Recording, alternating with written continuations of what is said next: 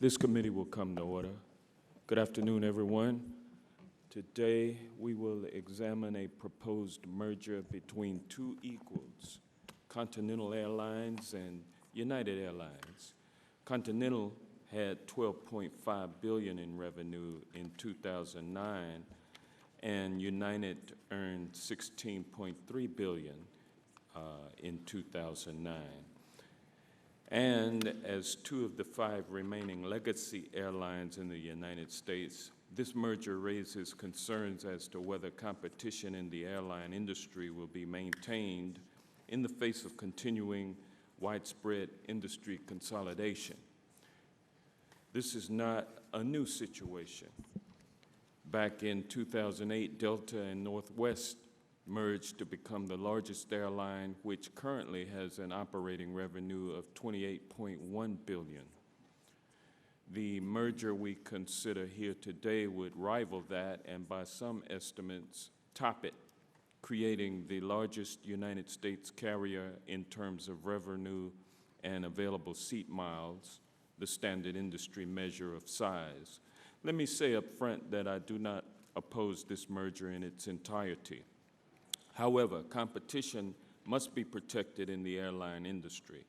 While I understand that the parties to the merger have stated that the merger will create efficiencies and increase competition in the industry, I do have a few concerns about the impact of the proposed merger. And as chairman of the Subcommittee on Courts and Competition Policy, I believe that conditions must be imposed to protect jobs and competition.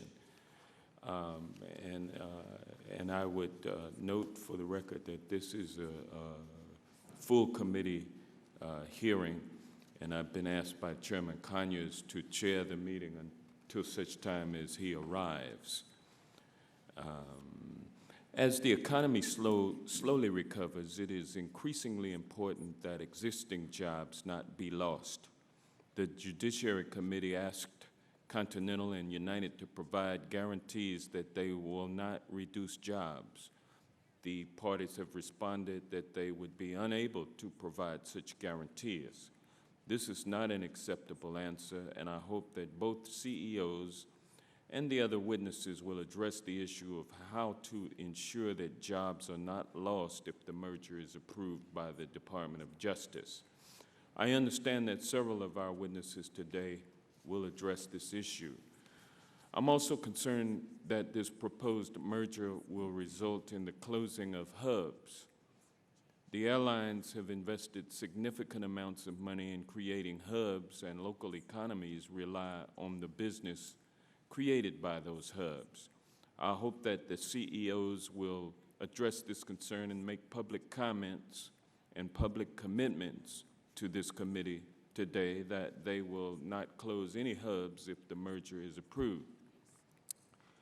As most of you know, airline travel is increasingly difficult these days, so I am also concerned that the merged airlines will eliminate routes and result in fare increases. The companies have assured us they do not have significant overlapping routes, and that low-cost carriers such as Southwest Airlines will keep ticket prices down. However, low-cost carriers operate largely on a point-to-point basis, and fares increased 10% in the wake of the Delta-Northwest merger for routes where the companies had previously competed. I hope the witnesses today will address whether there will be competitive harm to smaller routes and an increase in ticket prices as a result of this merger. The proposed merger appears to create efficiencies which will better serve the American public by creating a more competitive carrier that will allow the public to book seamless flights to more destinations. But it also raises serious concerns about the impact of the merger on competition and the risk of job loss. I look forward to the testimony from today's witnesses to address all of these concerns. And now I recognize Ranking Member Lamar Smith for an opening statement. Thank you, Mr. Chairman. Vigorous, unimpeded competition sustains our economy and keeps it going. It leads to innovative products that better our lives, give us more choices, and keep prices low. The Judiciary Committee has a long history of oversight to ensure that American markets retain healthy competition. This hearing is evidence of the committee's continued role in considering mergers of large companies that can affect American consumers. Today's hearing gives us the opportunity to examine the proposed merger of United and Continental Airlines. This combination would create one of the world's largest airlines, but not one that would dominate the industry. The question that the Department of Justice must answer in reviewing this merger is whether the proposed transaction will lessen competition and harm consumers. We will hear today from the CEOs of both Continental and United that this proposed deal does not raise significant competitive concerns because the two airlines do not have significant overlaps in the number of cities that they serve. 2 years ago, this committee held a hearing on the now consummated merger of Delta and Northwest Airlines. At the time, there were fears that that combination would lead to a rash of merger filings of other carriers. That merger wave has failed to materialize. This is the first major airline merger since the Delta-Northwest deal. Now, news articles suggest that this merger will cause the remaining carriers, American and U.S. Airways, to merge. I'm wary of such consolidation and think it is something that the committee should monitor closely. Nevertheless, each merger must be judged on its own merits. Excuse me. If anything, Continental and United seem to have even fewer overlaps and thus fewer competitive consequences than the Delta-Northwest deal did. Based on what we have heard so far, this merger, on balance, does not appear to pose serious risk to the consumer. However, as a Texan, I am sorry to see one of our finest corporate citizens, Continental, depart for another state. I know that the combined airline has pledged to keep a significant presence in the Houston area. Mr. Chairman, I look forward to our witnesses' views and yield back the balance of my time. Thank you, Congressman Smith. And without objection, other members' opening statements will be included in the record. We have with us today a panel of distinguished witnesses. First, we have Mr. Glenn Tilton.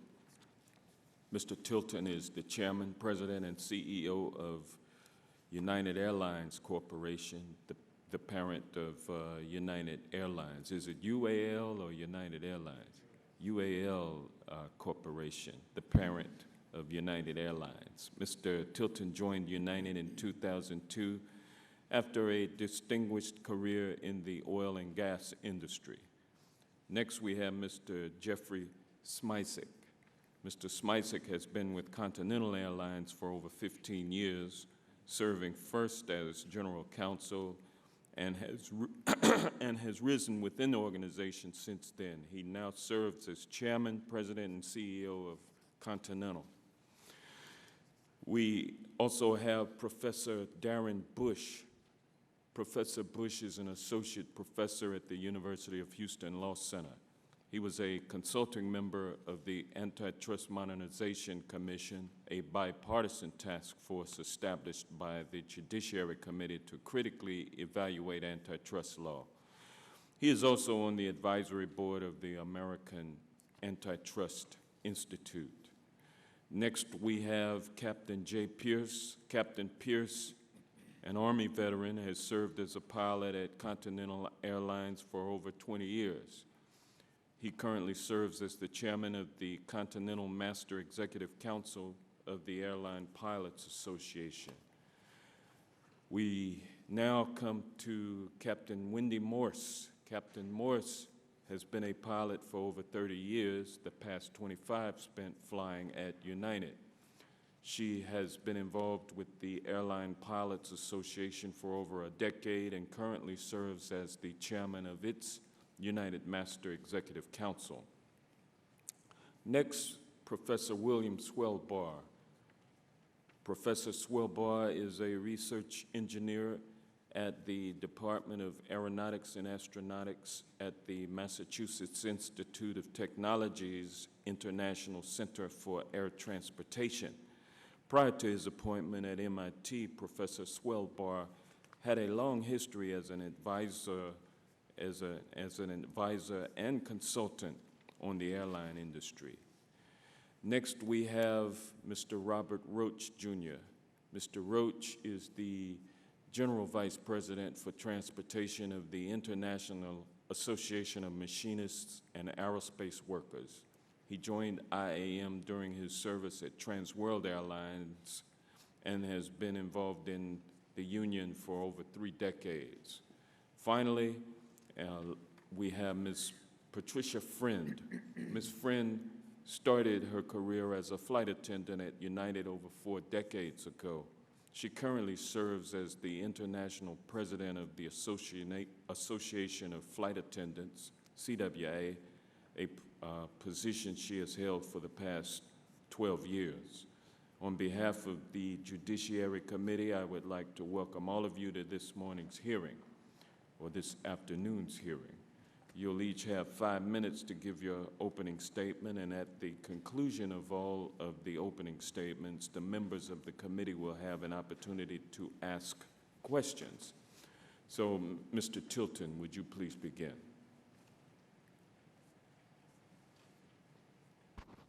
Thank you, Mr. Chairman. I appreciate the opportunity to testify today.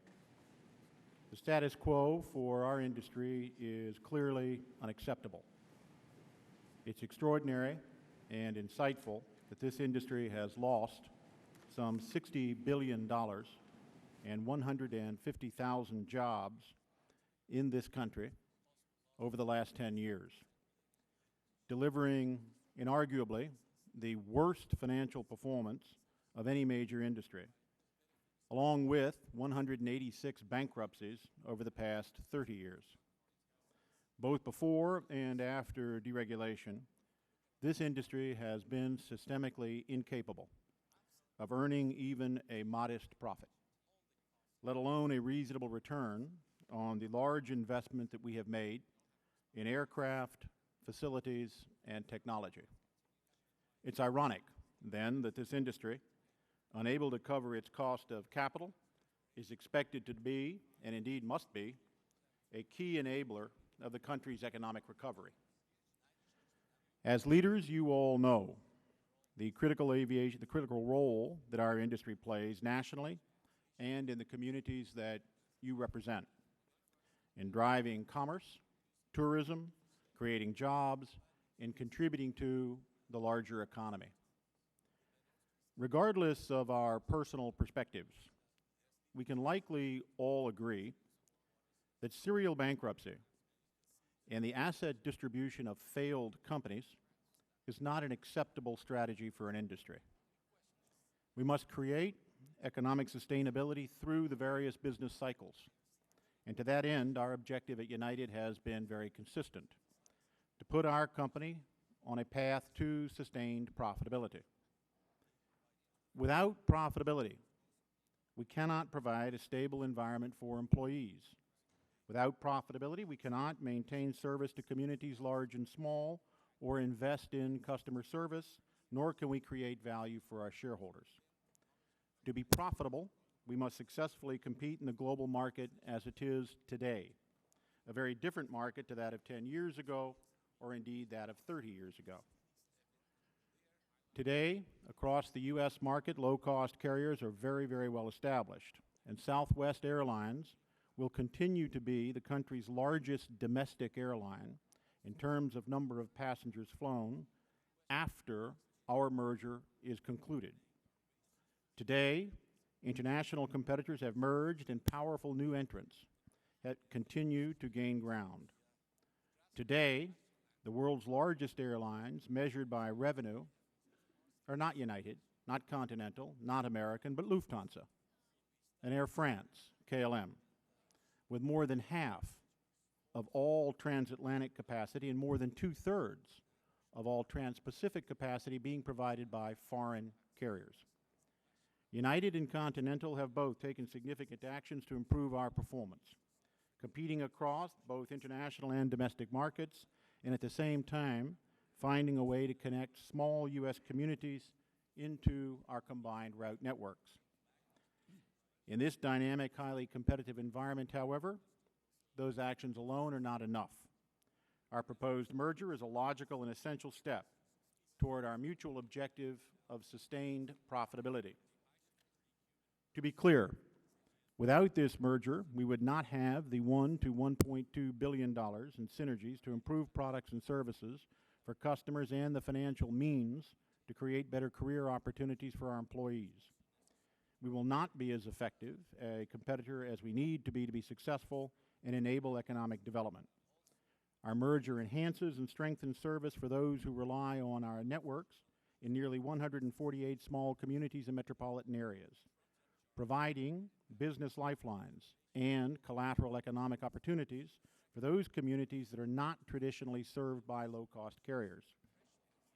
Carriers compete vigorously on both price and on service, and our merger will not change that reality. There's significant low-cost carrier competition at every single one of our hubs, including the 15 nonstop routes on which we overlap. Over the last decade, ticket prices have declined by some 30%, adjusted for inflation, with fares to small communities also declining. Our expected revenue synergies are derived from better service and an expanded network. They are not based on fare increases.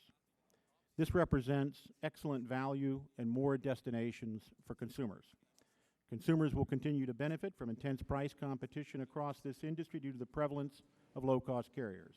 And Other network carriers. Mr. Tilton, your time has expired, but if you would sum up, Sure. I'd appreciate it. Absolutely. The competitive landscape has changed, and to be a company that attracts and provides value for customers, shareholders, and employees, Continental and United also have to change. Thank you. Thank you, sir. And pardon me, I did not tell you all about the color system that we have on the little boxes down there.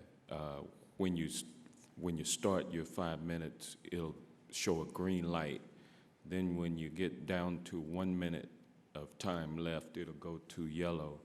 And then once it goes to red, that means time has expired. So if you would keep your comments within that time period, and we greatly appreciate it.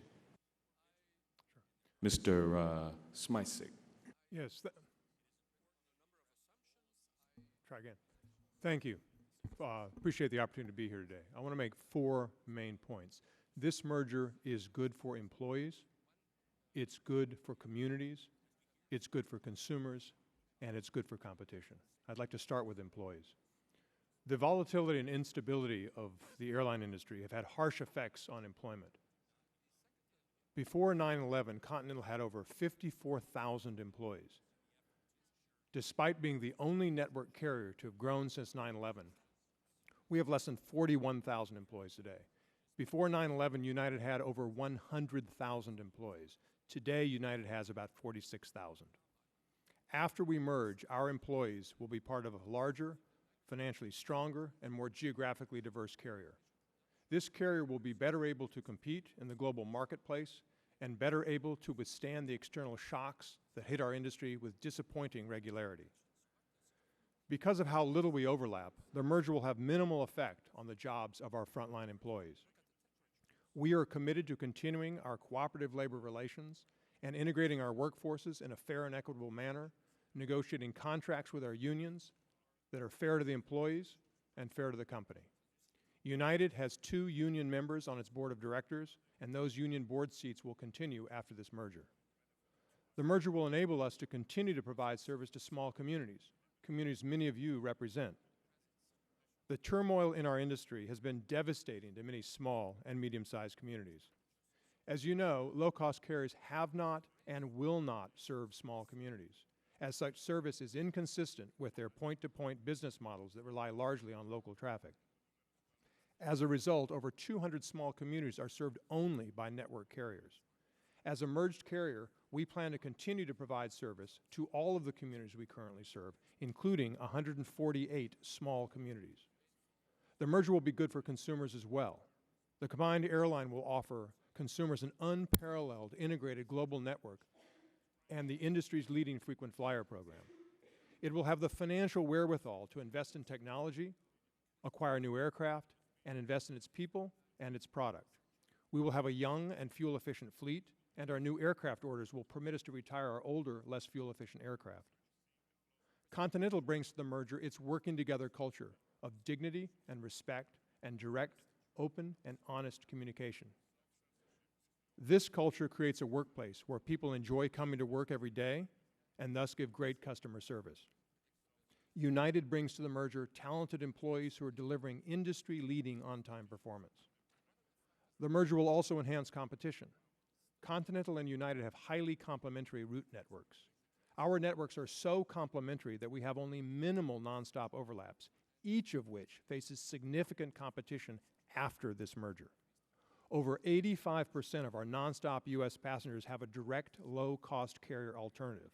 Moreover, low-cost carriers compete at all of our hubs and at airports adjacent to our hubs. As a result of the robust competition in the U.S., airfares have declined by over 30% over the past decade, adjusted for inflation.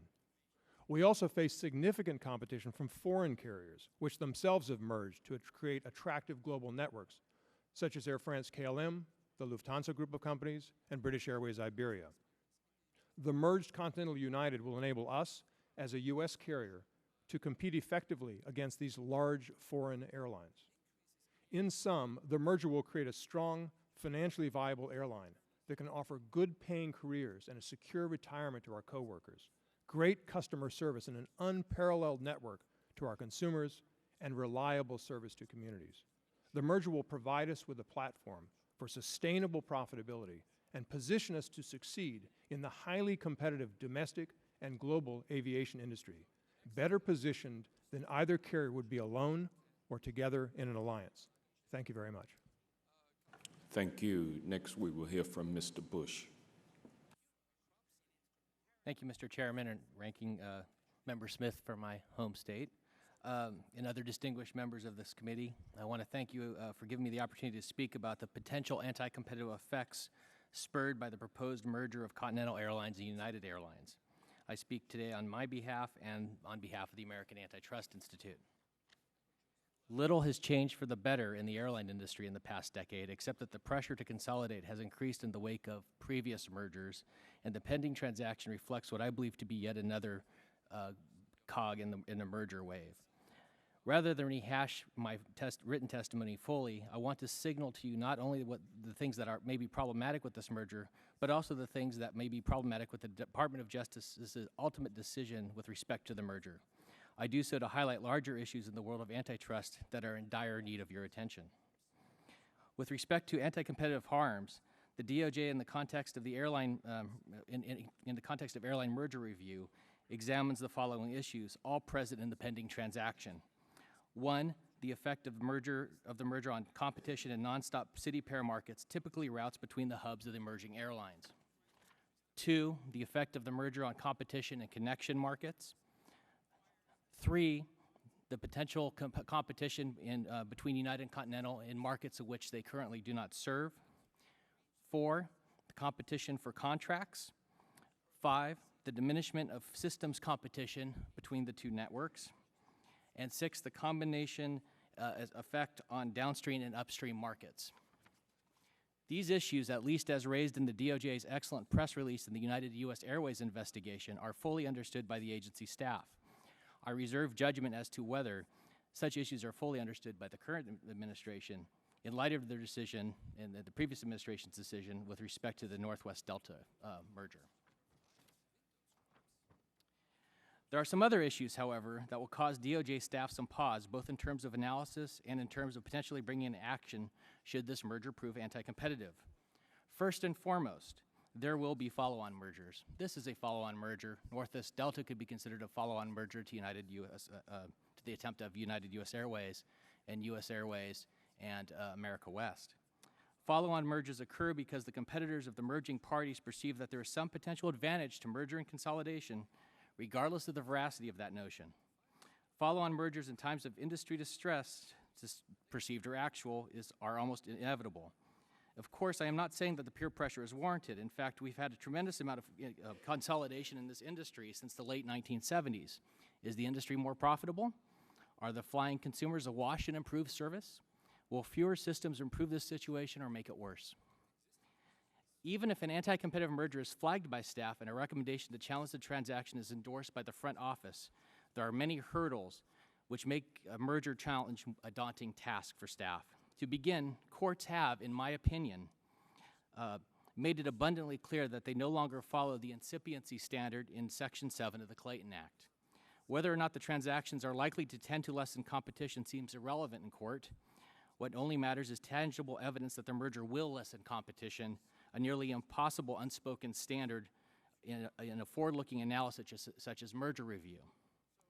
Moreover, recent agency decisions and judicial decisions have made it clear, at least to me, that efficiencies, no matter how weak, ethereal, speculative, and elusive, as they are in the airline industry, are the king of antitrust. Even when there is clear anti-competitive effect, as I believe there is in this instance, what matters appears to be whether there are some efficiencies that justify the transaction, even if the transaction is inherently anti-competitive. Of course, this is not the proper standard for efficiencies, the purpose of which is not to act as a trump card, but rather to act as an additional tool to determine whether or not the merger is on net anti-competitive.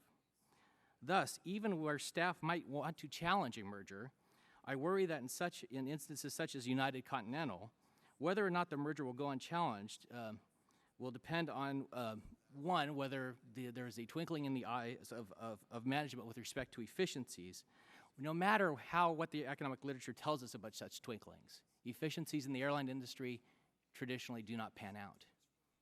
However, the courts will view them as panning out and take them as gospel, even in view of serious anti-competitive effects. With efficiencies trumping traditional antitrust analysis, the court's reluctance to examine difficult antitrust issues and ignoring consumer testimony, staff faces an uphill battle in bringing action to join an anti-competitive merger, should this, in fact, turn out to be one. Thank you. Thank you, Mr. Pierce.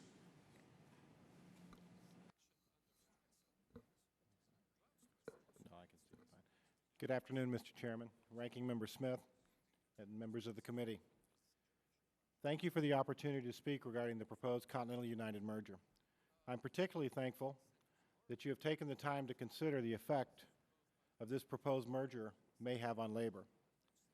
I tend to think of things in terms of opportunities, risks, and rewards. I believe that this merger will be an exercise in all three. The questions that have to be answered are, will the opportunities produce success? Who will assume the risks? And finally, who will reap the rewards?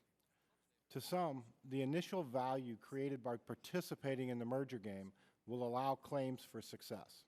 However, if creating a story for Wall Street simply through participation is the goal, the bar is set too low. None of us should accept a philosophy of mediocrity as a standard for success. If done correctly, this merger can strengthen our airline and resurrect a failing industry. This is the opportunity.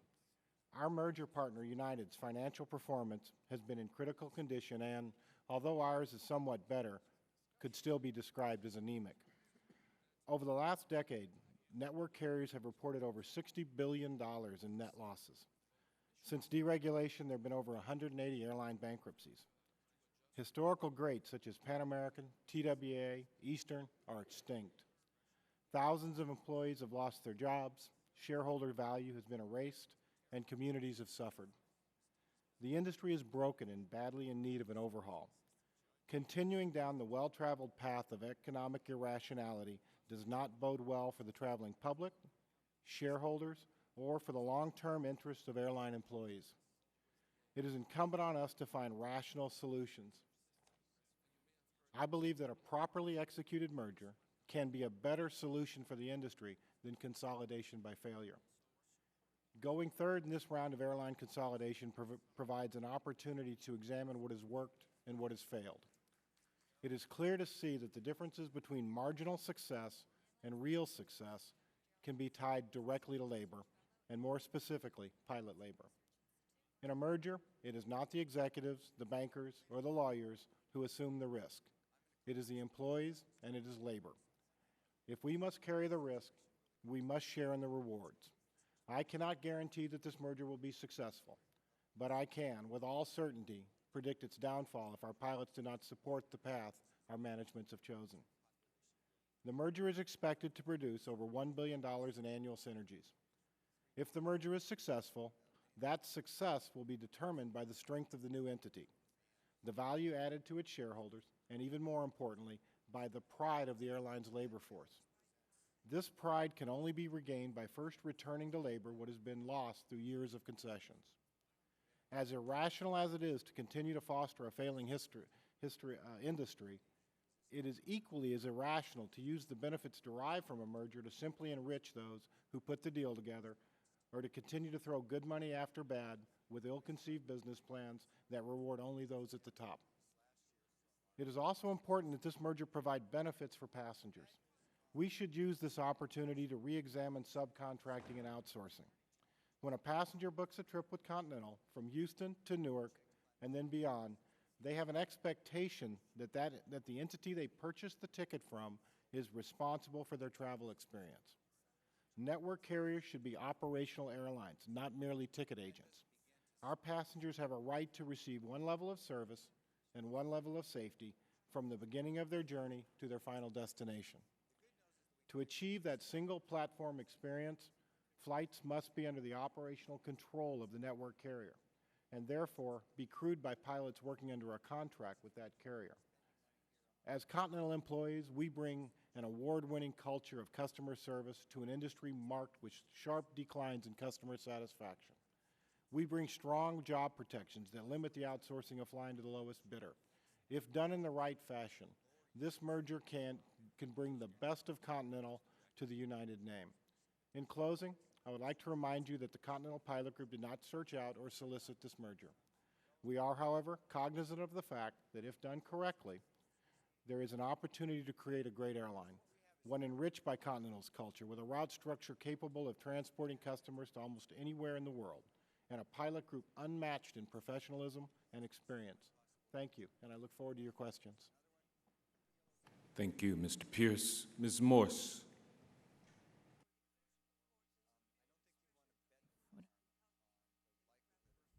Good afternoon, Mr. Chairman, Ranking Member Smith, and other members of the committee. We have more than 7,700 active and laid-off pilots at United Airlines, and I appreciate the opportunity to speak before the committee regarding the proposed United Continental merger. Over the past decade, the airline industry has experienced a worst economic storm in the history of commercial aviation. An unprecedented series of financial shocks have taken their toll on airline service and on employees. Bankruptcies, employee layoffs, contractual concessions, and outsourcing have all been well chronicled. The proposed merger between United and Continental represents not only an opportunity for both airlines, but a possible sea change in the economic direction and customer satisfaction for the airline industry. How this merger is handled will determine whether it is change for the better. The choice could not be clearer, and recent history of airline mergers provides a vivid picture of which path to choose. We are not traveling down uncharted territory. The obvious path to success, should it be selected, has already been established. The advantage of the knowledge of what has worked and what hasn't worked must be recognized. The Delta Northwest merger, in which the company worked out a mutually satisfactory contract with the pilots, has been a resounding success. It has exceeded initial estimates for financial synergies, leading to a more viable company that provides greater service for the flying public and provides greater employment certainty for its employees. The America West U.S. Airways merger, in which management failed to negotiate contract terms in advance, is still run as two separate companies. Mired in lawsuits, America West U.S. Airways has failed to realize the advertised synergies, even though the merger took place more than 5 years ago and continues to have its share of unresolved labor issues, which benefits neither the company nor the consumer. One axiom in the service industry stands as a beacon of truth: take care of your employees. Ultimately, they will take care of the customers, and the business will take care of itself. It is imperative that the combined United Continental establish a management team not only capable of running the airline well, but one that also cultivates a culture where this combined entity provides a revenue and capital generation for a great product. In order for this merger to be successful, there must be a joint collective bargaining agreement with assurances for wages, working conditions, and job protections that are commensurate with the professionalism that our pilots exhibit each and every day. Thanks to the professionalism, commitment, and financial sacrifice of the pilots and other employees, our airline has weathered numerous challenges and now flourishes. But there are still challenges ahead. one of the biggest for the pilots of United and Continental, and indeed for the airline piloting profession, is the industry's continued drive to outsource as much flying as possible to an ever-shifting collection of the low-cost subcontractors. Last year, United Airlines laid off 1,437 highly experienced pilots, their jobs outsourced to these low-cost subcontractors. The average United Airlines passenger has only a 50-50 chance that their flight is actually being operated by United Airlines. This philosophy, which puts profits ahead of safety of the traveling public, must come to an end. While airline executives have been on the Hill saying all the right things seeking approval, I speak for the United pilots when I tell you that our contributions must be recognized in order for this merger to be successful and the synergies to be realized. We ask that as you consider the benefits this transaction will have for the industry and for consumers, you also measure whether managerial actions are consistent with their words. United and Continental managements now stand at the threshold of what could be a great airline, one that sees sustainable profits and will also provide unmatched service to our customers. A combined United Continental could establish a new paradigm in commercial aviation, one where management and labor work together to establish a solid, profitable airline where employees are properly compensated and where job security is not a constant concern. As key stakeholders, the United pilots stand ready to embark on this new business opportunity. Our favorable participation will lead to a stable, sustainable airline. This, in turn, will produce an unprecedented level of success for United stakeholders and an exemplary level of service for the flying public. And I thank you.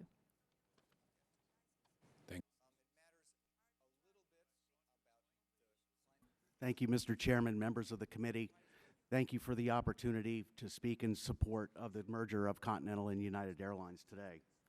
For the network carriers like United and Continental, this round of consolidation is as much about preparing to compete with the world's other big carriers for international traffic as it is about competing with low-cost carriers for the in the domestic market.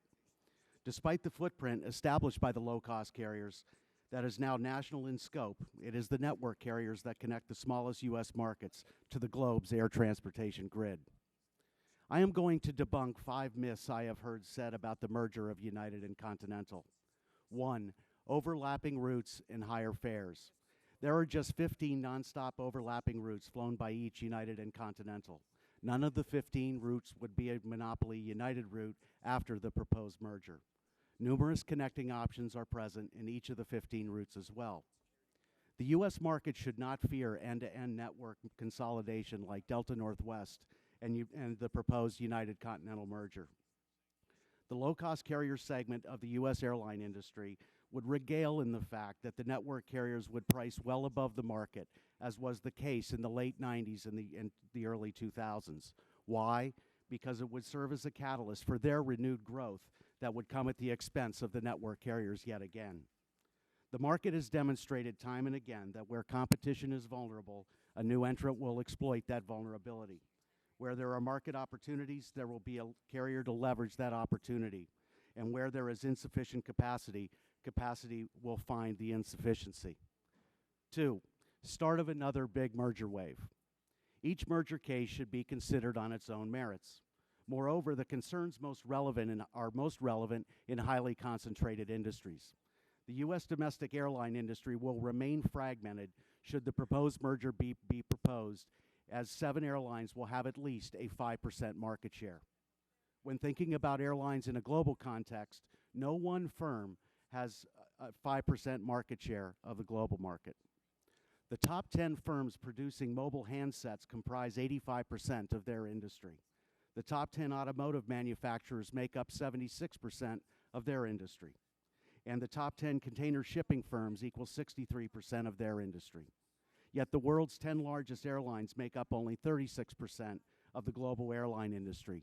These define a fragmented industry prohibited from operating as other global industries, not a concentrated one. 3, hub closures and flight reductions.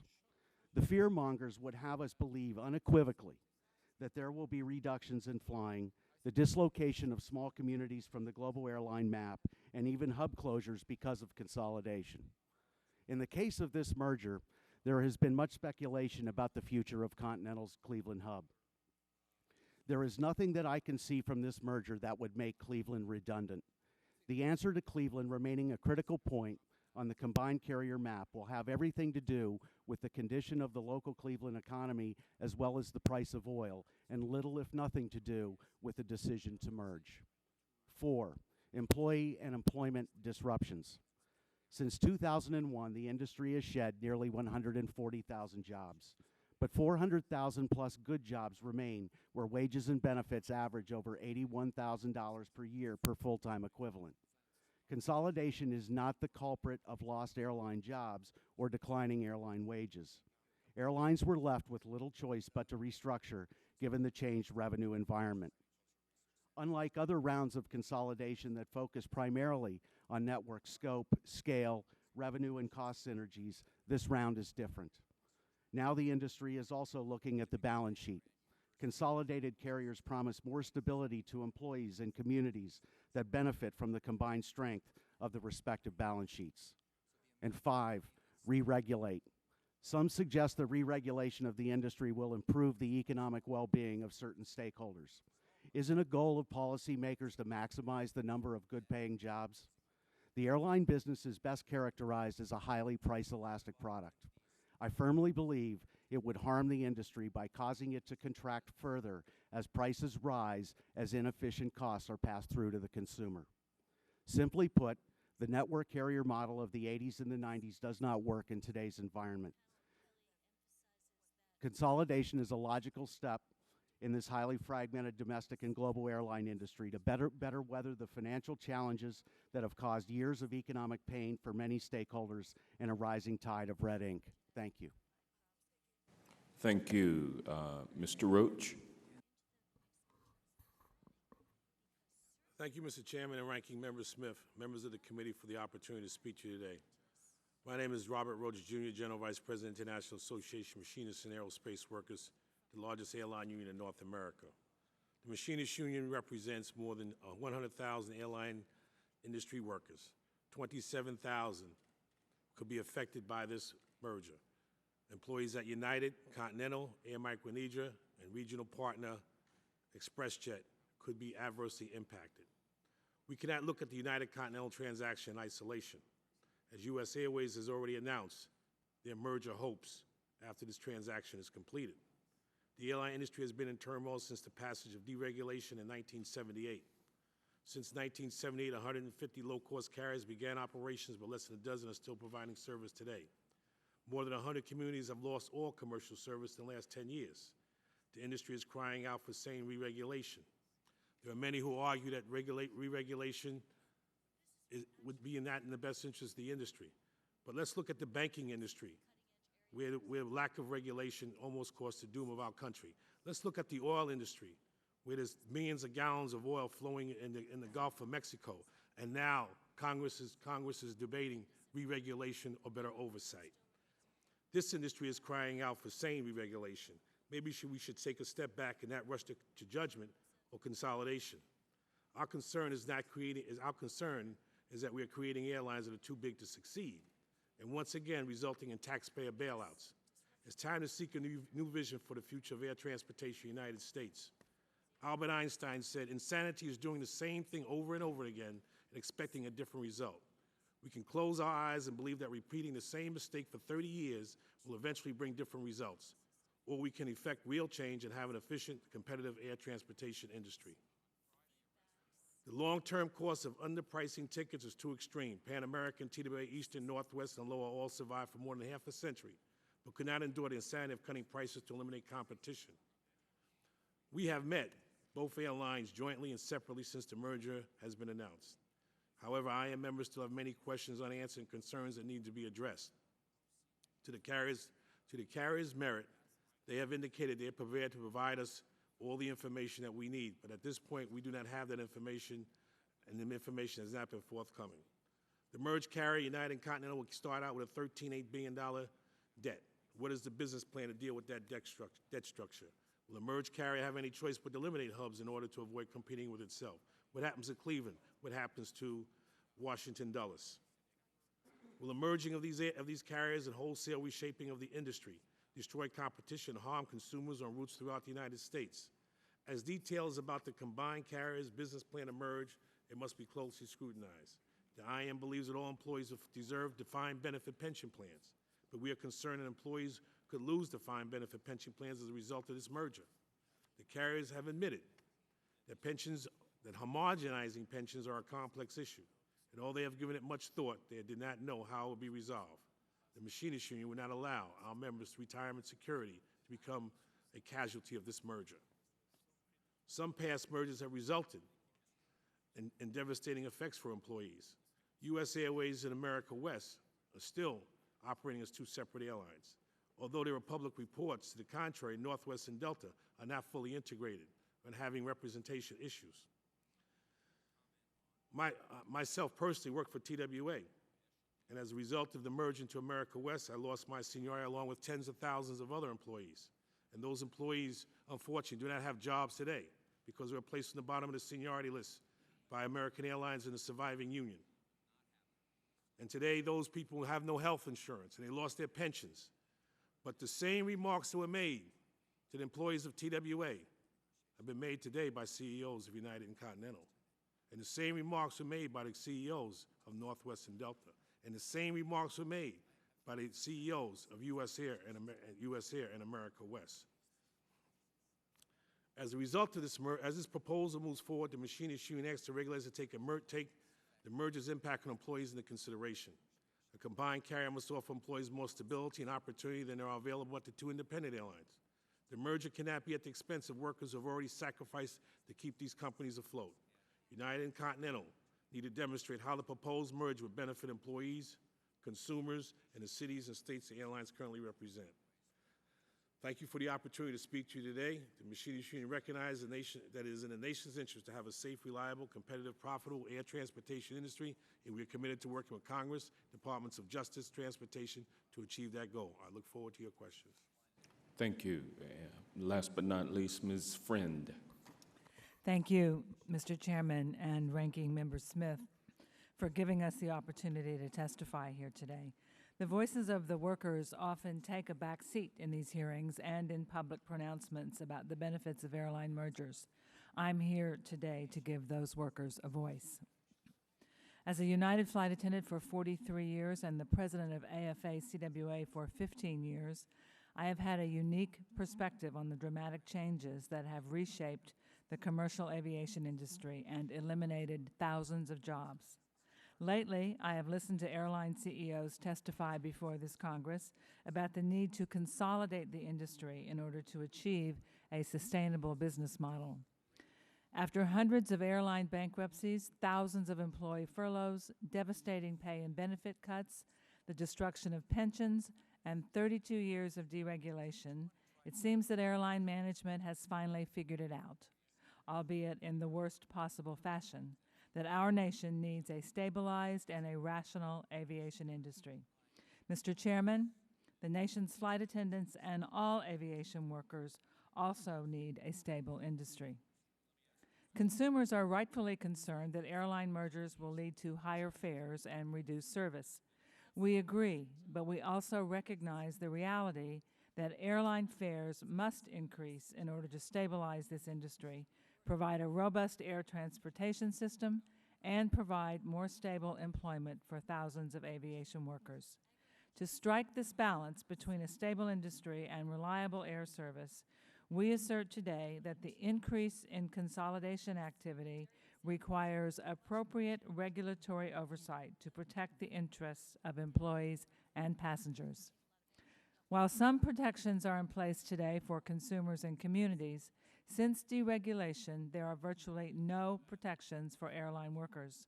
Of all the well-developed pre-deregulation rules of the Allegheny Mohawk labor protective provisions, only one exists today, a provision establishing basic seniority protections in the event of a merger. After deregulation, Congress was concerned that the massive post-deregulation restructuring of the industry would displace large numbers of employees. So in order to assist laid-off employees, they added the Airline Employee Protection Program to the Deregulation Act. Unfortunately, the almost 40,000 employees who lost their jobs in the wake of deregulation never received the benefits that Congress promised. since funding was never authorized for the benefits. As Congress looks into the impact of mergers on employees, we hope it will look at the failed EEP as a framework to provide meaningful protections to workers in the future. As we have testified in the past, we are not proposing to re-regulate the industry, but we do think, at a minimum, something needs to be done to shield workers from the harshest effects of this merger and future mergers. So, what can the workers at United and Continental expect as they combine their workforce and route structure? While management has provided information to us that is otherwise publicly available, management has not been so forthcoming about critical and future business plans. I call on this committee to compel United and Continental management to provide the information on their plans for current United Continental employee base and hub operations. We also ask this committee to consider the impact this merger may have on the contract negotiations underway between the Association of Flight Attendants CWA and United Airlines. For almost 6 years, the flight attendants at United have been working under a collective bargaining agreement negotiated while the company was in bankruptcy. They sacrificed nearly $2.7 billion in salary and benefit concessions in addition to the loss of their pension. We ask your help to ensure that the current contract negotiations are satisfactorily resolved before this merger is finalized. We will not allow the negotiation process at United to be delayed as a result of this merger. The employees at United made deep sacrifices to keep the company flying, and it's time for the workers to share in the rewards. While much will be made over the coming months about the impact of this merger on consumers and communities, I urge you to remember the hundreds of thousands of airline employees across this country. Keep us in mind as you review this merger and the impact it will have on our lives and our families. We are the ones who have the most to lose, and we have the least protection. I thank you for your time and look forward to your questions. Thank you, Ms. Friend. Now we will have a round of questions for the witnesses from the panel, starting with myself. Mr. Tilton and Mr. Smisek, my first question is for you to explain. You've represented that this merger is not necessary for your companies, but will increase efficiencies and competition and provide a platform to build a financially stable company. What is the profitability of your respective airlines, and has it increased or decreased over the last decade? And how much do we expect your revenue to increase as a result of the merger? Let me start, please. At Continental, we've lost over $1 billion since 9/11. Last year, we lost $282 million. This merger is necessary for Continental. Our board examined this merger, taking a look at our future as a standalone entity and our future combined with United Airlines. Our future as a standalone entity is one in which we will, as far as we can see, eke out a hand-to-mouth existence. That is not a future I want for my coworkers. That's not a future I want for the consumers. That's not the future I want for communities. That's certainly not the future I want for my shareholders. So this merger is indeed necessary for Continental, and it will provide us a platform, we believe, between $1 and $1.2 billion of synergies, principally revenue synergies, which to achieve and sustain profitability.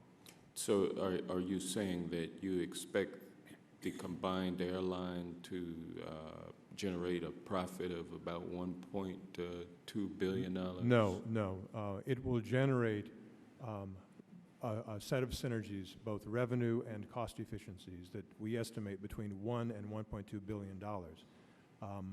We would anticipate and hope that the carrier becomes profitable. There are one-time merger costs, of course, to do a transaction like this.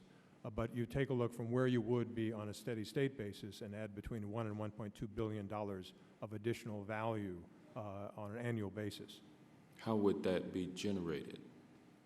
Principally, that we generated through between $800 and $900 million of revenues, principally from increasing the business mix, that is the number of business passengers on board the aircraft.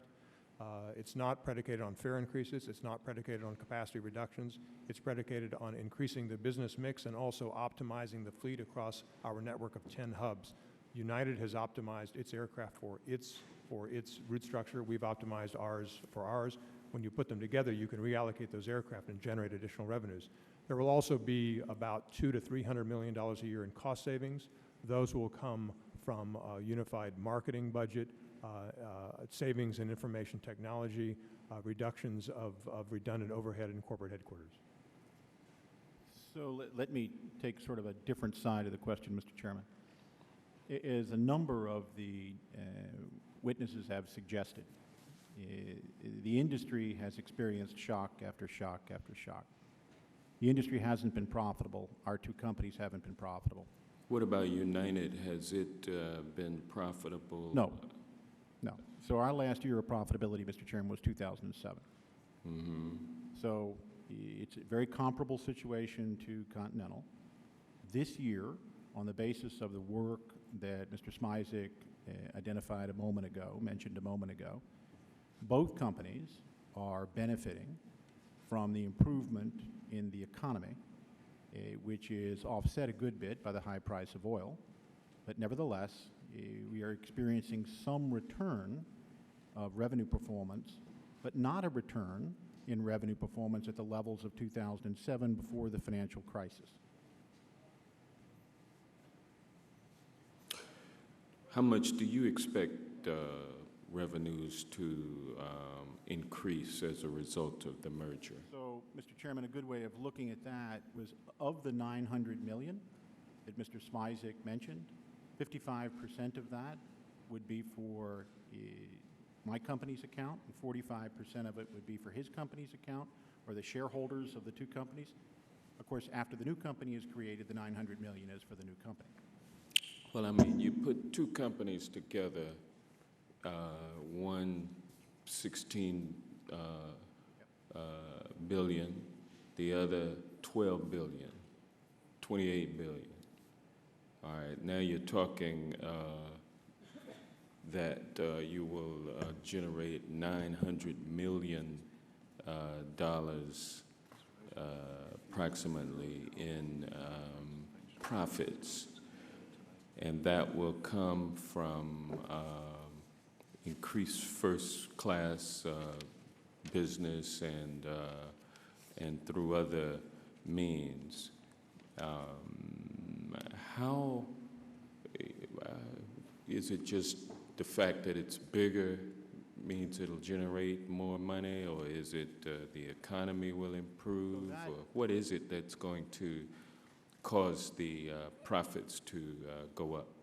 First of all, that $900 million that Mr. Smisek spoke to is not profit. That's revenue improvement.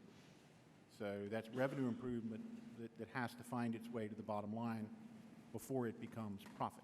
Revenue improvement. Right. It is simply improvement in revenue driven by, to your question, the flexibilities that we will now have to offer corporate customers the combined network that we can compete upon.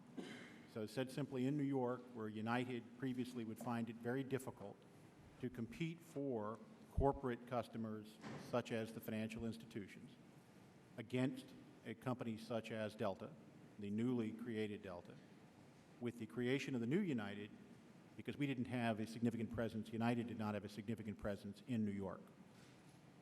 Bringing Continental and its hub in Newark together with our hubs in Chicago, in Denver, in Washington, in San Francisco, and LA will allow us to compete for that business, which gives us a higher level of revenue. It'll also allow us to take our 700 aircraft and fly them on the appropriate routes across the new network. All right, thank you. Mr. Professor Bush, what are the key lessons that should be taken from the competitive impact of the 2008 Delta Northwest merger and how can those lessons be applied to ensure that competition in the airline industry is not harmed by this proposed merger? I think there's a couple of things that we need to keep in mind with respect to the Northwest Delta merger, and in fact this one as well. First of all, when we look at airline competition, it is not just about the nonstop city pair anymore, and in fact these two gentlemen have spoken about competition for corporate contracts and network effects among these among the carriers in this industry. That are as important as nonstop city pair competition. So when we look at these mergers, we need to look at nonstop city pair competition, connect competition, network competition, and that includes competition for corporate contracts and things of that sort. And in that context, low-cost carriers cannot mitigate anti-competitive effects from those transactions, from these mergers, because they aren't, to any large degree, network carriers, and their frequent flyer programs are not as robust, their networks are not as robust, and things of that sort. And when we talk about things such as revenue synergies of 800 to 900 million, and we're talking about a more robust business customer demand, in order to get that revenue enhancement, that has to come on the back of either a reduction in some capacity or an increase in some fare classes, and that means to the detriment of those of us who sit in the back of the airplane. So we have to look at these in terms of network effects and not just nonstop city pair competition. Thank you. My time has expired. I will now turn it to Mr. Smith for his questions. Thank you, Mr. Chairman. Mr. Smisek, you may have already answered this question impliedly, but I'd like to ask it more directly. And that is, do you think that Continental is big enough today to compete with other airlines like, say, British Air, Iberia? Like I say, you've impliedly answered that question because of your losses, but I'd like for you to elaborate a little bit on that. Congressman, this merger will permit us to be big enough to succeed. We compete on a global scale, on a global stage. Many people think of the U.S. airlines as competing just, for example, with Southwest, which we do, JetBlue, Frontier, airlines like that. But we at Continental are a global airline. We compete on a global scale with not only the British Airways, Iberias, Air France, KLMs, Lufthansas, the Singapores, everyone, ANAs across the globe we compete. In other words, you could compete as a merger but not alone. We can be a much more effective competitor on a global scale with an integrated global network where we can attract and retain business travelers, we can attract and retain leisure travelers, we can offer an industry-leading frequent flyer program. We will be a much more effective competitor as a larger carrier than we would be on a standalone basis. Thank you. Mr. Tilton and also Mr. Smisek, the big question I think everyone has when it comes to mergers is how do the consumers come out of it? What benefits do you see for consumers if the merger were to take place? And Mr. Tilton, if you'll go first. Thank you. As we've said, we see consumers benefiting from the continued service to the 148 small communities that we are going to continue to be able to serve. We hope to be able to serve even more small communities by virtue of the combination of our hubs. By having the flexibility to fly more and more consumers directly connected, seamlessly, affected by one carrier across now, in addition to the hubs that I described a moment ago, the addition of Newark and Cleveland and Houston to that U.S. hub structure, we really think the efficiencies that we're going to gain with those 8 hubs across the United States will be of enormous benefit to consumers. Okay. Mr. Smisek. With a combined airline, we will have the financial capability to continue to invest in our product. Things like audio, video on demand, flatbed seats, direct TV, in-seat power, modern fuel-efficient aircraft, better for the environment. We will be able to offer a broad network, so there will be one-stop shopping for consumers. We are an alliance. We're a very proud member of the Star Alliance, and the Star Alliance has been very good for us. It's been necessary but not sufficient to restore us to profitability. But again, within an alliance, there are seams in that there are different carriers taking the passengers and not necessarily consistency of service. With one carrier, you'll have consistency of service, and it will be excellent service. The other thing we will offer is an industry's leading frequent flyer program. So there'll be more ways to earn miles, more ways to redeem miles for the consumer, which is also of a consumer benefit. Okay. Mr. Smisek, one more question, a little bit tougher question. Those of us from Texas worry, of course, about jobs. As a result of this merger, can you make a calculated guess as to how many downtown Houston jobs we might lose? I know there's going to be some shuffling around, but how many downtown Houston jobs might We haven't determined that. We're early in the integration planning process. There will be some job loss in downtown jobs in Houston, just as there will be some headquarters losses in Chicago. Okay. And we haven't determined that. I can tell you that I would anticipate the total number of job losses, which are headquarters jobs, in this merger will be relatively small compared to the 86,000 people that will be at the combined carrier. Okay. When you say relatively small, fewer than 100 people in both Chicago and Houston? Or? We haven't determined that, but I suspect it will be bigger than a small bread box, if that's what you're saying. I mean, it will not be 100 jobs, but I can't tell you right now. But this is not going to be, compared to the total jobs that we have at the carrier, it will be a relatively modest number of jobs. Okay, thank you. Thank you, Mr. Chairman. You'll back.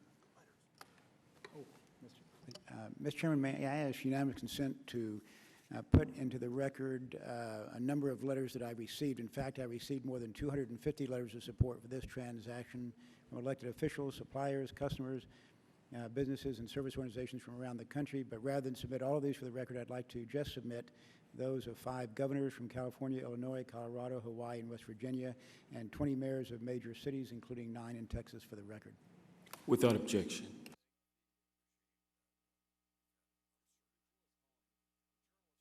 We will next proceed to Congressman Scott. Thank you. Mr. Tilton, there's a number of carriers are considered low-cost carriers. How does your cost structure and that of Continental differ from the low-cost carriers' cost structure that allows them to be at much lower fares compared to yours? Well, Congressman, in many instances, actually, we match their fares, as you're probably aware. So in markets, let's just say Denver, where across certain routes we are competed directly by companies as good as Southwest Airlines. And incidentally, Southwest Airlines is getting into the business of frequent flyer participation, into the business of code sharing with a Mexican partner. So they're adding a little bit of complexity to their business model as well. So their cost structure is going up a little bit. That having been said, as Jeff and I have often said, a hub and spoke structure is an intrinsically costly structure.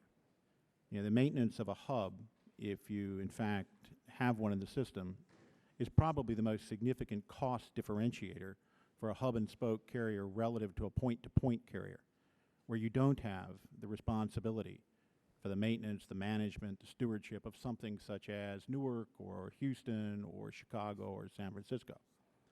We also fly, as you know, significantly offshore. So a significant part of our respective businesses is the international operation. And those wide-body aircraft and those long-haul flights are, by their very nature, much more expensive than Southwest. So, as Jeff said a little while ago, only a segment of our business competes directly with Southwest, but it's an important segment of our business, and we try to be as cost competitive there as we can so that we can offer services to our markets that are competitive with Southwest. Are your costs lower when you're competing with Southwest, or does the competition bring down your costs? No, our costs are the same. And the prices are lower when you have competition? Yeah, wherever we have competition, we try to remain relevant in the marketplace and offer good value for service. And why should we not suspect that prices might go up when you lose competition through the merger? Well, that's an excellent question. We're not actually going to lose competition because we and Continental overlap so little. In very, very rare instance do we compete directly. One of the points that we've made about this merger is the complementary nature of the networks. In my answer to the chairman a moment ago, I was saying that we have very little presence that's competitive with Continental's in metropolitan New York. Continental has a very modest presence in Chicago. So in that regard, neither one of us is going to lessen competition. Mr. Roach, what would this what would this merger do to union contracts, jobs, and seniority? Well, clearly it can create a lot of turmoil. Is your mic on? It clearly can create a lot of turmoil.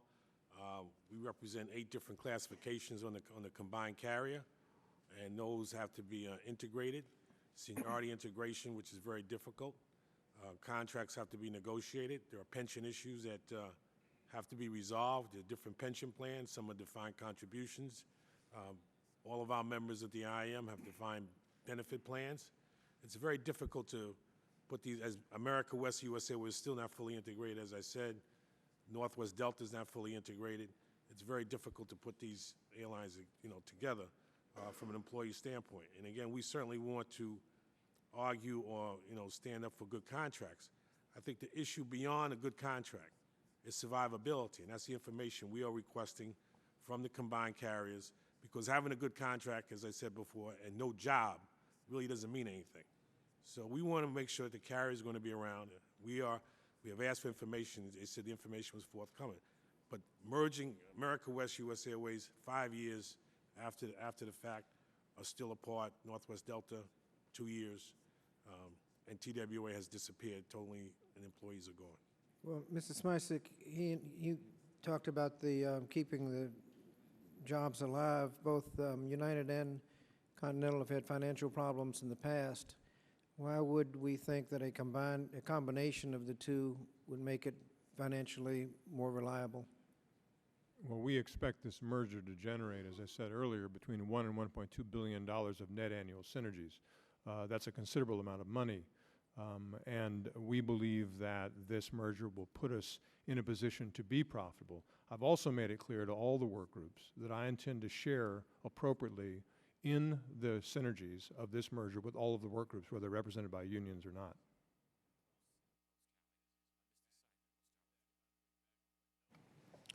Thank you, Mr. Scott. Next, we will hear from Mr. Poe. Thank you, Mr. Chairman. Appreciate you all being here. Mr. Smisek, the 4 things you mentioned are exactly the 4 issues that concern me.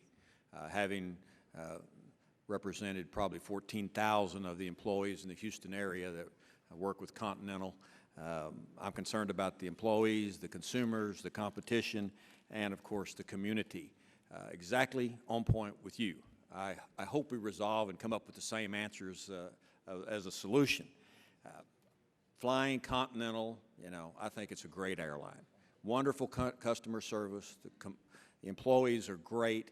New airplanes, clean airplanes, and I've had the opportunity to fly United. And don't want to be too offensive, but I don't like flying United. No good customer service, old planes, dirty planes, and maybe if I had the choice, I'd take the stagecoach rather than fly United.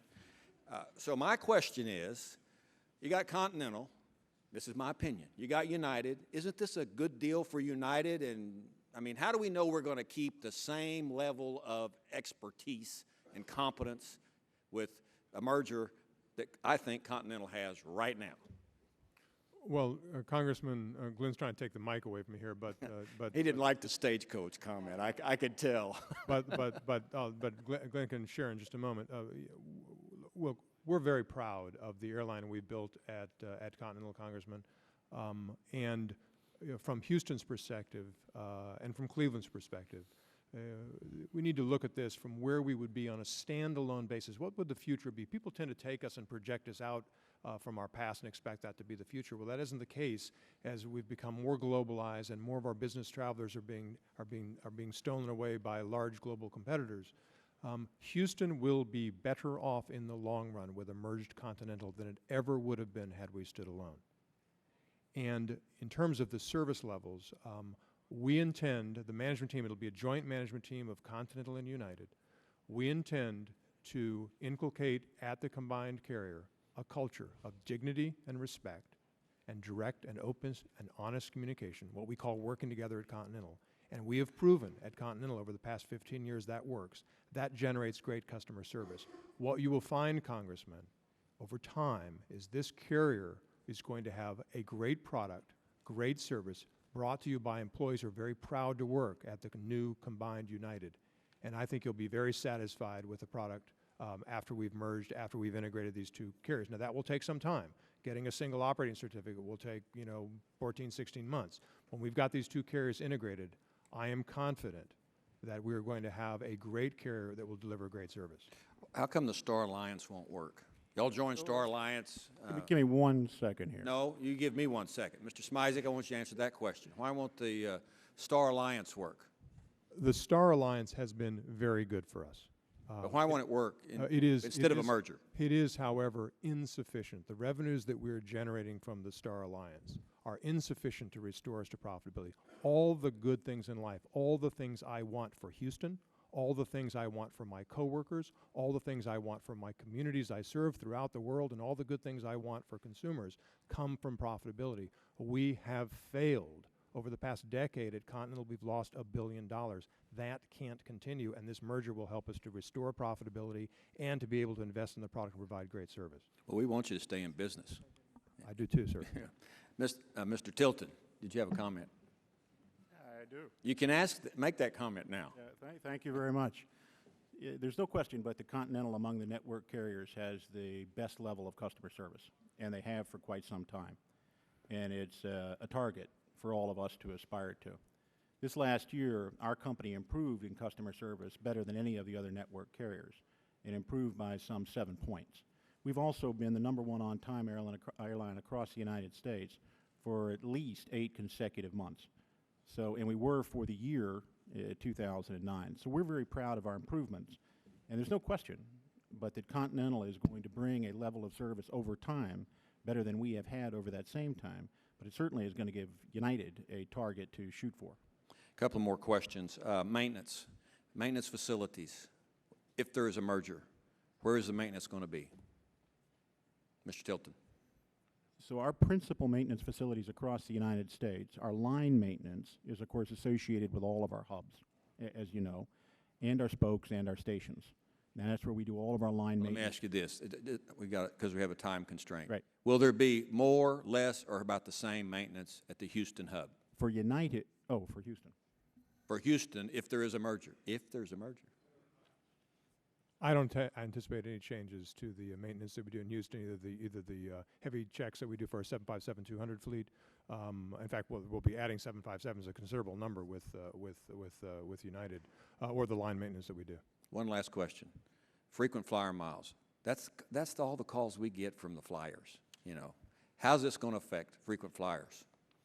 Well, I think that will be an improvement in the program because we're going to have a much larger frequent flyer program. I think we'll have new ways to earn miles, new ways to redeem miles. We haven't determined that because we're not merged yet, and so we haven't had the discussions that you would have to harmonize the frequent flyer program. But we realize how important frequent flyer miles are to customers. We realize how valuable they are for us in attracting and retaining customers. Our frequent flyer program at Continental has won numerous awards, and I would anticipate that the combined frequent flyer program will be superb. Well, that's what makes me nervous. Then there's the merger, and then there's the decision on what to do with current frequent flyers and their miles and how you merge two different complete systems. So that's what makes me a little nervous. We're going to have to compete with Delta in the context of their frequent flyer program, which is a real beneficiary of the combination of Northwest and Delta, just as we compete with them in customer service in our transportation. So we really want to create, and I don't think there's anything for a consumer to worry about with respect to the combining of the two frequent flyer programs, because we want it to be as good as the alternative, which would be Delta's. Thank you, Madam Chairman. I'll yield back reluctantly. Well, I think the gentleman's time has expired. I thank the gentleman's line. Thank the gentleman for his line of questioning. Let me thank all of the witnesses who are here. This is an important process of oversight that our committee has, and so each of you are appreciated for your presence here today. I want to particularly thank Mr. Smisek and Mr. Tilton because it's important to note that you have business decisions to make, and I appreciate you taking the line of questioning from members in the spirit in which you're doing. I also appreciate our representatives from the different unions, our professor, and certainly two professors. I think one comes from the perspective of this committee and one comes from a more policy-oriented position, and that's the right thing to do. What I do note, however, and it is the limitations of our committee, and it is not the fault of anyone, but as my colleague from Houston noted, the consumer is not at this table, the traveling public, nor do we have at this table the many municipalities who are frightened of what they might expect. Many of them, or some, have chosen not to be present, although I note one of my colleagues submitted some letters from a number of municipalities, but others who are directly in the line of fire are not present because they're waiting with bated breath to see who's going to be the winner in this process that we're moving forward on. Let me just indicate as a matter of background to my questions that we are developing a record that will be utilized or could be utilized by the Department of Justice where they will be investigating whether the merger will limit competition and raise prices for customers as required under Section 7 of the Clayton Act. But the Clayton Act has provided a degree of jubilation because recent history has shown that findings of anti-competitive effects may still not be enough to stop the merger, to the dismay of the late President Teddy Roosevelt. As the Department of Justice Federal Trade Commission horizontal merger guidelines have allowed potential increased efficiencies from mergers to trump the anti-competitive effects. I consider that to trump the real-life human effect. It is clear, for example, that there are a total of 13 nonstop routes where Continental and United overlap. If the merger goes through, 7 of those 13 will have no other competitor. With the reduced competition on those routes, passengers will have practically no alternatives, and the carriers with the near or actual monopoly will be able to increase prices with no consequences. So let me pose these questions, and there's some industry language that I think is being used, might be financial language, and it's this whole question of incremental annual revenues. So in your press release and your testimony, you claim in your previous press release that the merger will create $800 to $900 million in incremental annual revenues. How is it possible to achieve such an increase in revenues without doing one of the following: increasing fares for at least some classes of customers, while eliminating lower fare offerings, or reducing capacity either by eliminating flights or reducing the gauge of the aircraft or eliminating employees? Mr. Tilton? Thank you, Congresswoman. As we have said, there are probably 2 significant components to the opportunity that combining our hub structure, our network, and our fleets will provide us. We will be able to take the 700 aircraft in the combined fleet, including, beyond that 700, the aircraft that both companies have available to them through their partner relationships with regional carriers, and have our network planners position those aircraft on routes and assignments for the aircraft, business assignments for the aircraft, that are better than we are currently enabled to do by virtue of the limitations of our respective fleets. Said very simply, Jeff may well have the opportunity for larger aircraft out of Newark, but Jeff doesn't have aircraft of sufficient size in his current fleet to be able to take advantage of that. It may well be that I have a larger aircraft that I'm using in another hub and flying it because I have it, but not actually taking full advantage of it. That aircraft might be moved to Jeff's employ out of Newark, and we take the benefit of that. And you increase the size of passengers that may be on the flight, increase the revenue. Right. Well, let me move then to Jeff and ask the question. There is reference to incremental annual revenues and $200 million and $300 million of net cost synergies. So let me go back to the last part of my first question. I assume that these cost savings mean layoff to some degree. How many people do you expect will lose their jobs, and where? Congresswoman, we have not determined the number of headquarters jobs that will be affected either in Houston or in Chicago. There will be reductions in headquarters jobs. The vast majority of our employees will be effectively untouched by this merger because we have so little overlap that frontline employees are largely unaffected by this. We have not determined that yet. When we do determine it, because of our culture, we will tell our employees first, and then we will tell the rest of the world, and we'll be happy to inform all people. Can you explain the role of Continental's Cleveland hub in the optimizing of your fleet? Is it not the case that you will be reducing the number of routes at Cleveland? All hubs, including Cleveland, are subject to market conditions and traffic flows. I understand how important good air service is to the city of Cleveland. I've spoken with Mayor Jackson. I've met with Mayor Jackson.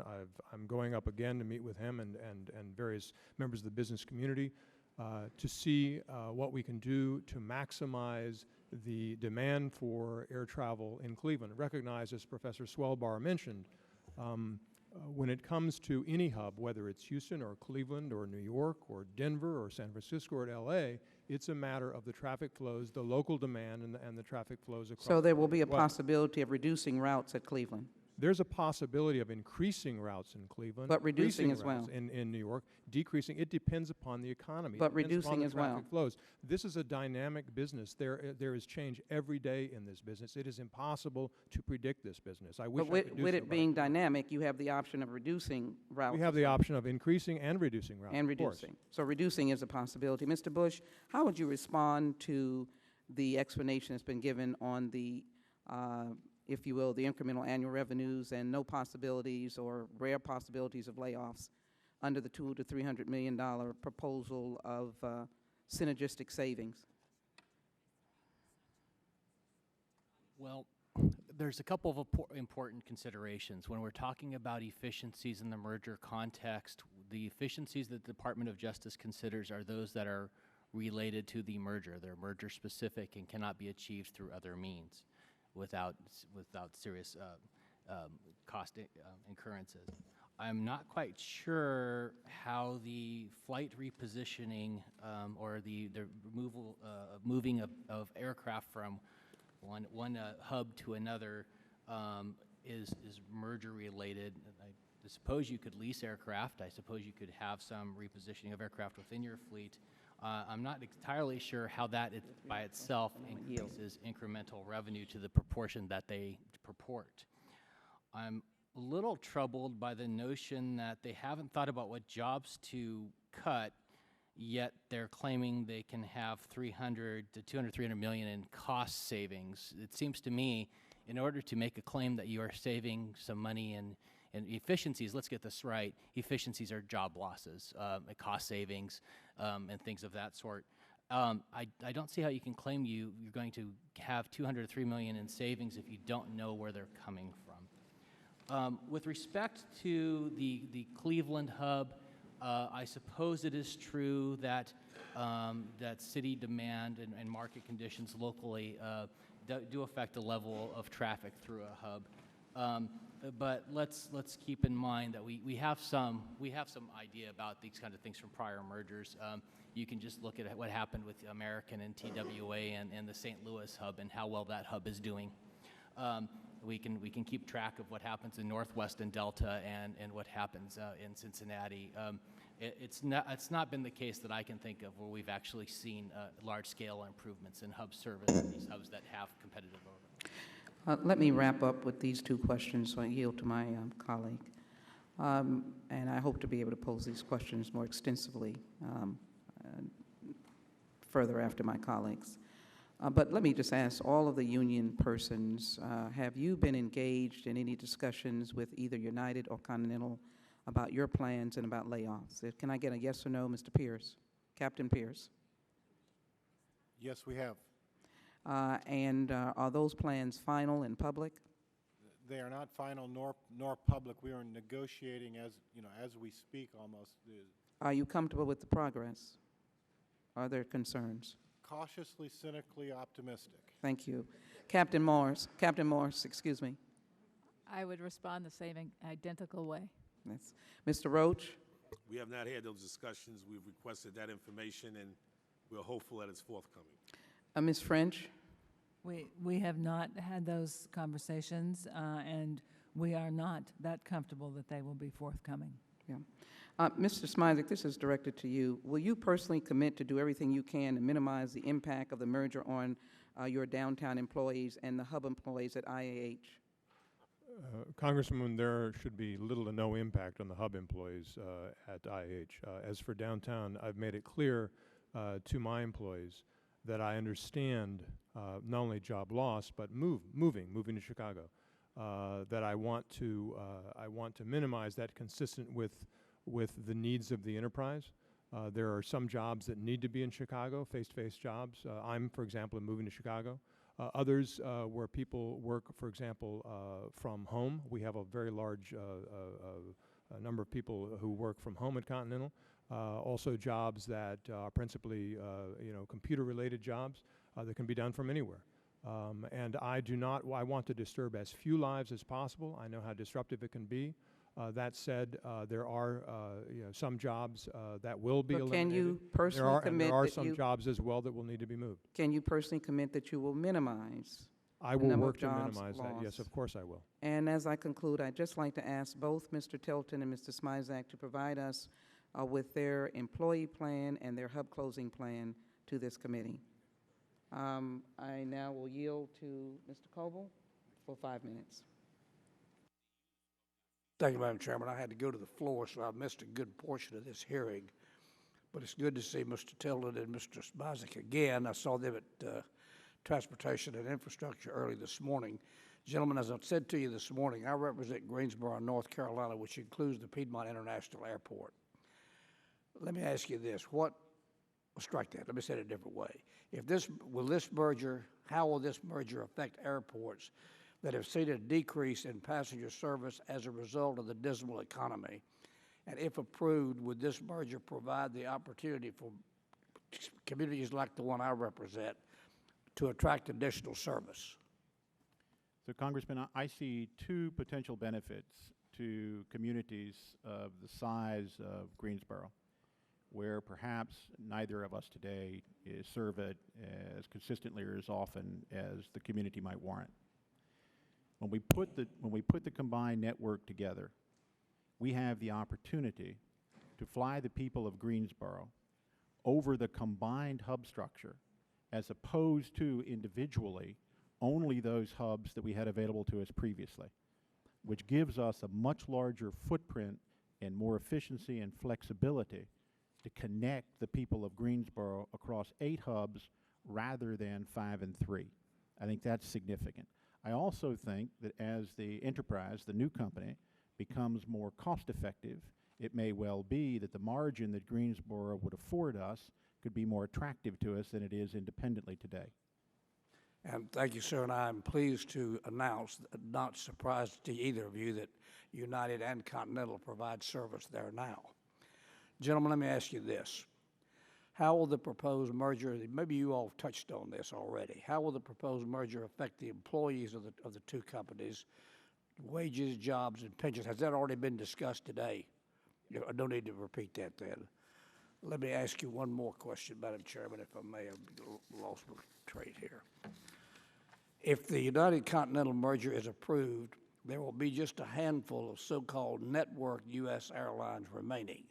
How will further consolidation of the nation's network airlines affect competition and pricing in the airline industry? Either Mr. Tilton or Mr. Let me begin, Congressman. This merger will permit us to compete on a global scale and compete more effectively than we can today. You have to look at this as where we would each be individually if we were not to merge. I think this will strengthen competition. It will permit us to compete effectively with large foreign airlines who now control more than half of the transatlantic traffic and more than 2/3 of the trans-Pacific traffic. There is material competition in the U.S. Segment today. That competition will continue after this merger. This merger is not predicated on any price increases whatsoever. We do not even set, I wish we set prices. We don't. You don't set them today. You don't set them in the future. The market sets prices. And we do not set prices. and this this merger will not affect prices, despite my friend to my left. I think Mr. Swelbar will talk, or has talked as well, about how there is a significant amount of competition in this business, and there will be significant competition going forward. I thank you, sir. One final question, Madam Chairman, if I may. Which type of airline serves more small and medium-sized communities? Discount airlines or network airlines, and why is this the case? Well, Congressman, network airlines are the only airlines that serve small communities. The reason for that is low-cost carriers rely on a very simplified fleet, and they rely on a point-to-point, largely local traffic base. And small communities do not have the local traffic base to support a service of a larger aircraft. And so low-cost carriers do not serve, and I suspect will never serve, small communities. The only carriers that serve small communities are network carriers like Continental and United. And after this merger, we serve 148 small communities. Today we'll serve 148 small communities after the merger. And there are 200 small communities throughout the United States that are served only by network carriers. Thank you all for being here, and I thank you, Madam Chairman. Yield back. I thank the gentleman from North Carolina, and he yields back, and I yield to the gentleman from Chicago, Mr. Gutierrez, for 5 minutes. Thank you so much, Madam Chair. I'm going to ask questions of the two CEOs. I'd first like to ask from United, what is the total worth to American consumers in your frequent flyer miles? If I were to sell them on the market, what would they be worth? Approximately. I only have 5 minutes. $1 million, 10 million, 100 million? So there's not a liquid market. I understand that. Give me you're the CEO. What are they worth? I would say that, well, I do have a way of looking at it. So a frequent flyer program exists that has been spun off. But really what I want to get to, with all due respect, there's only 5 minutes. Right, so what's in your balance sheet, what's it worth? What's it worth? If you had to eliminate it tomorrow, what would it be worth to United not to have to give up? I'll give you a hypothetical. I'll give you a hypothetical. Hypothetical. $1 billion. $1 billion. Thank you very much. Continental. I have no idea. But a guess. You're the CEO. You should know what something. Well, but there's not a liquid market in a I understand, but there's program, a cost and to so you. the question is a very difficult one to answer. I will tell you that the program is valuable to us. I understand. If you're asking me what I would sell it for, we're going to find more ways to earn and more ways to use. What's it worth? Is it worth at least the same $1 billion as United Airlines? I don't mean to be confrontational. Just I have 5 minutes. I want to get some answers. I'm afraid I just can't. I don't know, and I hundreds of millions of dollars. I won't know, and I won't guess. But hundreds of millions of dollars. Hundreds of millions of dollars. Thank you. If we were to, okay, it's valuable. Yes. It's amazing that you guys know the value of everything. I'm sure in your airline, except frequent flyer miles. Now, I'm going to tell you why I'm asking that question. I'm asking that question because when I went to look up the mileage plus rule summary for United Airlines reserves the right to terminate the mileage program without notice, regardless of how much you participate. You have the right to accumulate. Boom. You have the right to eliminate $1 billion of the consumer. No, it's $1 billion market.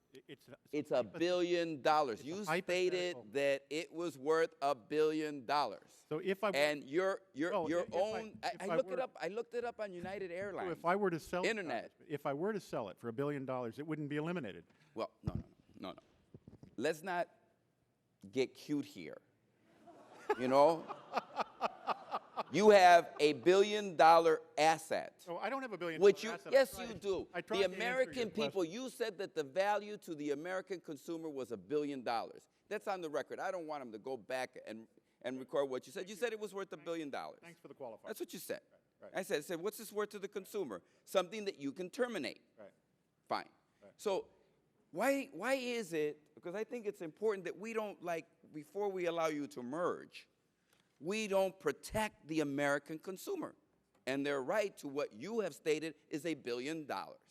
See, those are the questions that I have as I look at this merger, because I know that people will come here and say, well, Luis, it's good for Chicago. United's from Chicago. You know what I'm interested in? I'm interested in what is good for the American consumer. And we have just heard, Madam Chair, and we will hear from others, that the #1 complaint we get about the airlines is access to frequent flyer. So when you come and you tout the great benefit, which you have stated is worth $1 billion to the consumers should they actually go about the business of using them, I think it's important that we discuss that area. The fact remains, Madam Chair, is that it is next to impossible to get a frequent flyer use when you really need it. Now, I know that the 5 minutes are up, and so you guys took a lot of time just giving a value to something, because I know it's a good ploy on your part. But let me ask you another question, Mr. Tilton. Maybe you know this. Is part of your salary structure at United Airlines stock in United Airlines? 95%. 95%. So that means you made a lot of money in the last year. You're worth a lot more today than you were 52 weeks ago. And I only get that because I downloaded it off the internet. That is that the value of stock in United Airlines has increased 112% during the last 52 weeks. So to get to the point of origination of $3, it had to go down dramatically to get to $3. It was $6 a share 52 weeks ago. It is over $24 a share today. I mean, I looked it up. You can tell me that it's not so, but it is so. So let me ask you something. You really have a great motivation to make sure that that stock increases in value. That would be true. Right? It would be true. Good. So you see, we're always talking about members of Congress and our conflicts of interest, Mr. Chairman, Mr. CEO of United Airlines. We're always talking about ours. You know, you too, I think, have a conflict also, because when you make decisions about who you're going to cut and what salaries you're going to cut and what frequent flyer miles you're going to cut and what pensions you will not, how would I say, to enter into agreement but then not pay out, the fact is that the CEO, the bottom line, since 95% he has stated of his salary is stock, I think that those decisions should be made by us also. I think we have a right to also intervene.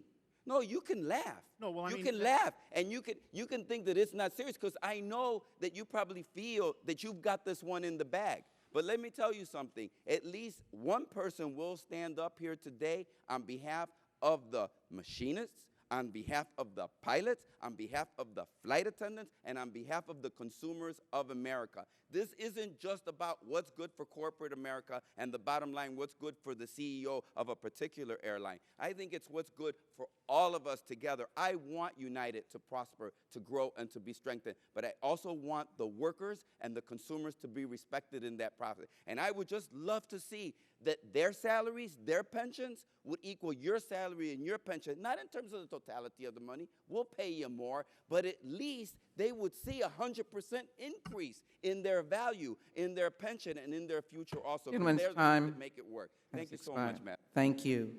Gentleman from California. Gentleman from California. I hope the gentleman's not leaving. I'm going to try and get him an answer. Mr. Tilton? Yes, sir. You provide seats in return for miles for frequent flyers who use credit cards. Those are purchased from credit card companies for a price. If I have a $25,000 point redemption and I get a ticket, what did the credit card company pay for those 25,000 points that were awarded? So it varies in credit card company by credit card company. Yeah, just give me a ballpark, because he's left, so the ballpark's only for the record. Is it $200 or so, roughly? You're selling seats essentially in your mileage program, and you're selling them for a price that probably... So I mean, we try to get it as close to market as you possibly can, right? Okay, but it's a mean market because it's sort of an economy seat price. Right. Okay, so there's a value, but that also fills seats for you because you charge double that later in the flight. So if it's not a very available flight, you double it and you get 50,000 points for the same seat. So it's part of filling your seats efficiently with a fixed amount of money per point, but twice as many points if you are down to those last few seats that both your airlines want to fill more profitably, right? That's correct. So you can't really price the frequent flyer point, particularly as it relates to other uses such as the credit card industry, you can't price it as much as you can show it's part of your revenue of filling your seats profitably. That's correct, and its utility as an upgrading instrument and that type of thing. Okay, and just for Mr. Poe, who's left, I just want to understand, Mr. Tilton, you're going to become the non-executive chairman, and Mr. Smisek, you're going to become president and CEO, right? That's correct. Okay, so Mr. Poe's going to get the guy he likes who has great service running the company. Is that right? Okay, I just want to make sure we made it clear for the record how corporate mergers work. No matter who takes over who, we know who's going to be running the company. I'm concerned about a few things. First of all, I look at the hub structure, and I don't think there's a snowball's chance in the south of the center of the earth that Cleveland survives. I think Cleveland gets phased out over time because it's just too much concentration. You're not closing Chicago. So if you had to close one hub of 9 or so major hubs, are you going to tell me here that it wouldn't be one of those in that concentration? Because you're not closing San Francisco, you're not closing LA, you're not closing Denver, and the acquisition of a southern hub is crucial to the network, and United never had a New York hub of any substantial amount, so those are all staying. So what if I have left, and which one would close if one had to close? Congressman, we don't have the intention of closing any hubs, but that's going to be dependent on market flows and local demand. Cleveland actually has significant local demand for a city of its size. The future of Cleveland is tied very much to the future of Cleveland's economy, as the future of any hub would be. Cleveland will always have very good air service. I mean, think of the flows west. We're very weak on the west. You know, I happen to have bought my red carpet membership initially while I was a Clevelander. I'm well aware that United walked away and gave you those gates, that in fact you did a trade where you got Cleveland, which you wanted a lot of concentration, and they got the hell out, so where it's basically a prop service in there or light jet, and that there was a separation because there wasn't enough room for two of you.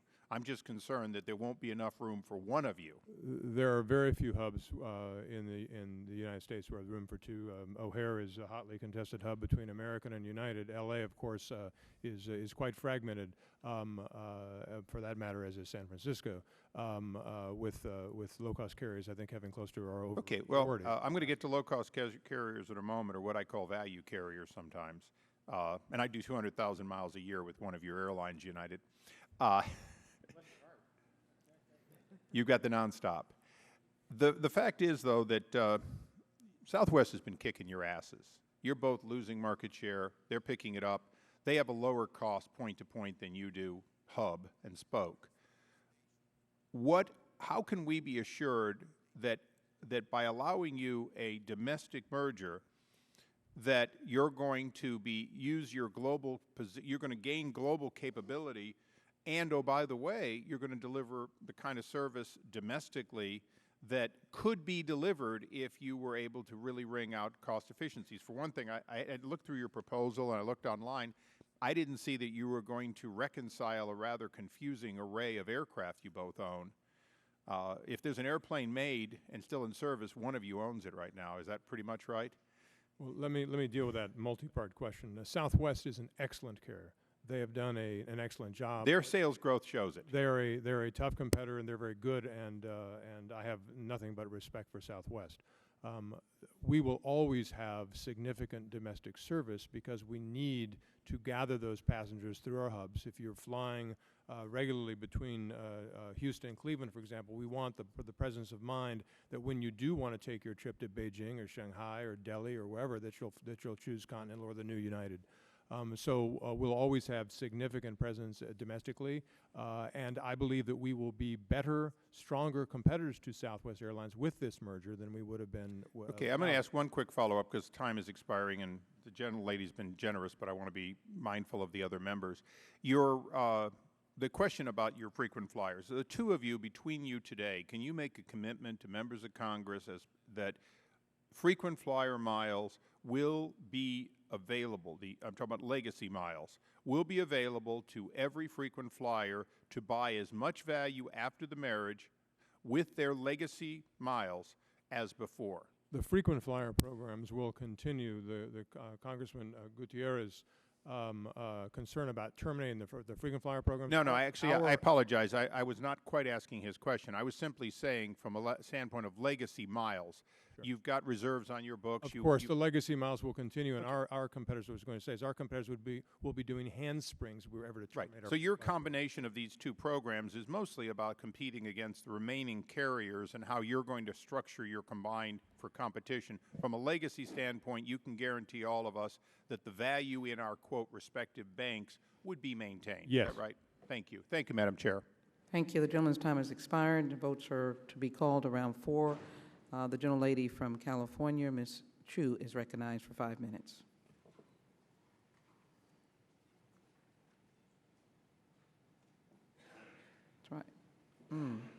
Try the, you move to one that's sound.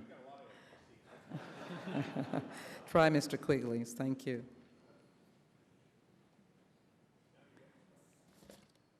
Mine works if you'd like to come up here.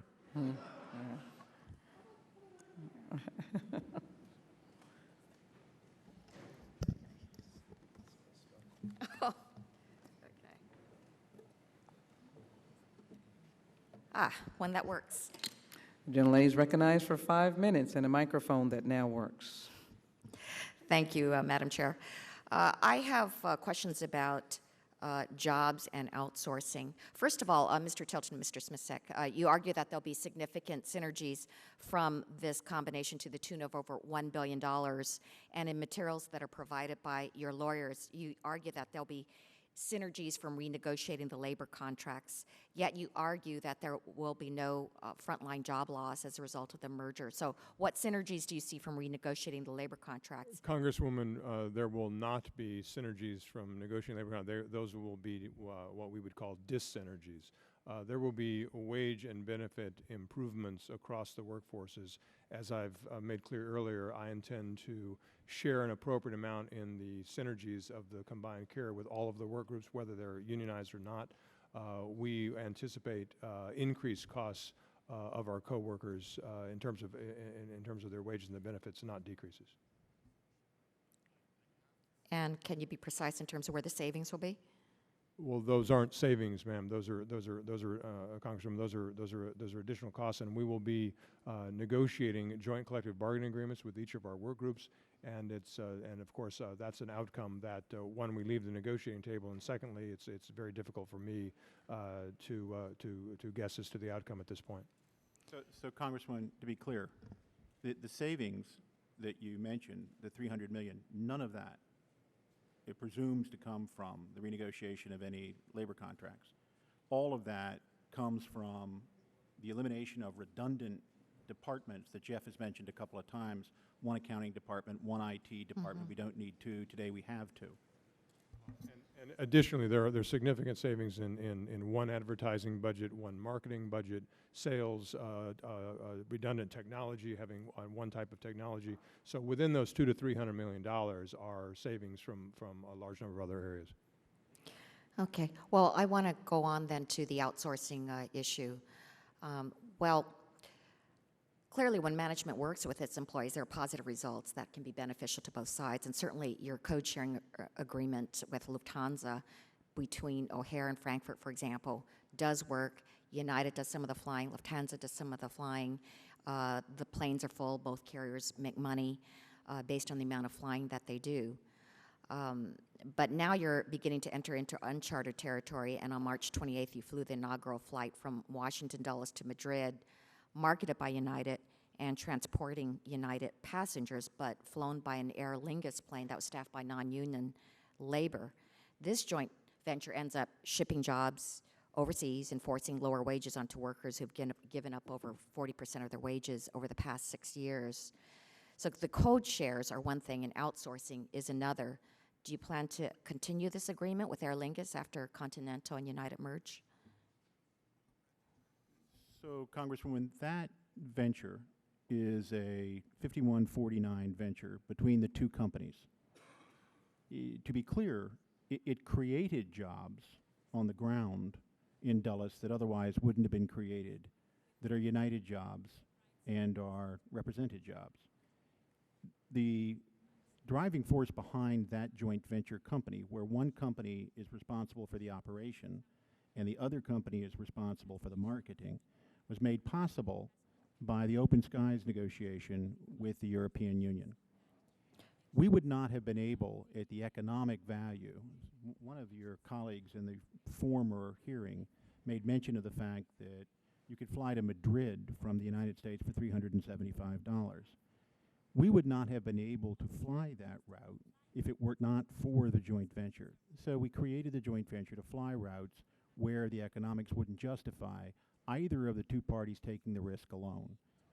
It's worked reasonably well, but we have no plans to expand it at this point. I'd like to hear a response from Captains Pierce and Morse and Ms. Friend. Well, since it's our flying, I'd like to speak to it first. Those are jobs that could have been created for United pilots. The wages that are being paid to the Aer Lingus pilots are almost identical to the wages that United pilots are paid. So we firmly and strongly believe that those should have been United pilot jobs and flown by United pilots. And from a Continental perspective, we completely support Captain Morris and United pilots on this. I think, quite honestly, to compare this to a typical code share kind of discounts the word share. It provides a benefit to one side without sharing any of the job opportunities to the United pilots. Our scope agreement at Continental would not allow such an agreement, and quite honestly, it gives us great pause to enter into or to support a merger agreement with a company that thinks this kind of business is acceptable to its employees. Because it is my understanding that the way it works with this Aer Lingus, United just does the marketing, but the entire flying route is done by Aer Lingus, right? That is correct. And Ms. Friend? United management has tried to persuade us all that it's just another code share, and in fact, it is not, because they share equally in the risk and they share equally in the reward, which is not the same as their Star Alliance code shares. It is our work, and to add further to the very difficult labor management relations we have at United. They are forcing us through a very expensive arbitration process to enforce our contract language that says, in fact, that is our work. Thank you. I yield back. Gentlelady's time has expired, and she yields back. The gentleman from Florida is recognized for 5 minutes. Thanks. Thank you. Thank you, Madam Chair. I had a question or two about the integration planning process. And if either of you could explain the way the process works. It's okay, there's time. The way the process works, and whether it is in that planning process that you develop the synergy, the annual synergies that you've totaled at around $1 to $1.2 billion. We have done extensive modeling of the synergies through the process that we undertook with United 2 years ago, and the most recent talks with United. And we are comfortable with the synergy numbers. The integration management, the integration planning process is quite detailed, consists of about 30 different groups of our employees and their employees working through the details of the effectuation of that model. That is taking the step-by-step each group of synergies and working through how we will actually put those into effect in the time period over which we can. So there are 30 different groups of employees? 30 different groups of Continental employees and 30 different groups of United employees working together in the integration planning process. Yes. Mr. Roach, are your members involved in that process? No, we're not involved in any. Ms. Friend? No, we're not. Ms. Morris, Mr. Pierce? No, that's a management integration process. Who are there are 30 groups of employees that are looking at how to integrate. What types of employees, and how are these discussions being, how are they taking place, since the most significant integration is not ultimately going to be where the hubs are, but who's going to be working for your airlines. So, Congressman, one way to look at it, we have a group of people who are now working on the discussions that our colleagues have mentioned on labor integration and labor integration issues. There are two phases in integration. We're really permitted to do precious little because we remain competitors now that would be anti-competitive. So this phase is referred to as integration planning, and I think that's why we frustrate a number of people when they ask us for specifics. Have you considered this? Have you considered this? We have to be very careful what it is that we share at this juncture. So both, and as one of our labor colleagues said, both companies have open negotiations with their labor groups ongoing, and we continue to meet on those negotiations. We're not going to, just to be clear, we only have so much bandwidth. We're not going to interrupt those conversations with a hypothetical now, if you see my point. Okay. I suppose the question, though, is at what point, I mean, as in the oversight role that we play, trying to determine whether this all makes sense under the antitrust laws and whether it's good for consumers, at what point does the integration of the workforce actually happen? And how, go ahead. We're currently in discussions with our pilots union. They are in a far more advanced stage because they have dealt with each other. They've had a number of discussions with each other as well. They are far in advance of the other work groups. We have many work groups who are represented by one union at Continental and a different union at United. And the first thing that those work groups will have to do, and the only work groups can do this, is select their union. We don't know who to negotiate with until we know who the union will be. But excuse me, but are any of those groups, those unions or their members involved in this planning process? They're not. We are in discussions with our work groups at Continental who have open contracts. We're in negotiations currently with our flight attendants, with our mechanics, with our pilots. I'm sorry. I just want to make sure I understand since we're running out of time. So the groups who are participating in this process, this integration planning process, are those groups who are responsible for negotiating with Ms. Friend's organization, Mr. Roach's organization? No, we have people who are management people who are in the integration planning process. We have some people are doing the planning work as well, but mostly we have people who are not doing the planning work who are also currently negotiating the open collective bargaining agreements. Those people will also be negotiating the joint collective bargaining agreements with each of our work groups. Yeah, Ms. Friend, you look puzzled, as I am. Can you speak to your role in this or help shed some light on the way the process works? Mr. Smisek is correct as far as the flight attendants are concerned, is that I represent the flight attendants at United. Mr. Roach represents the flight attendants at Continental. So an actual integration cannot take place until we have resolved the representation issue. But there is a lot of work that can be done.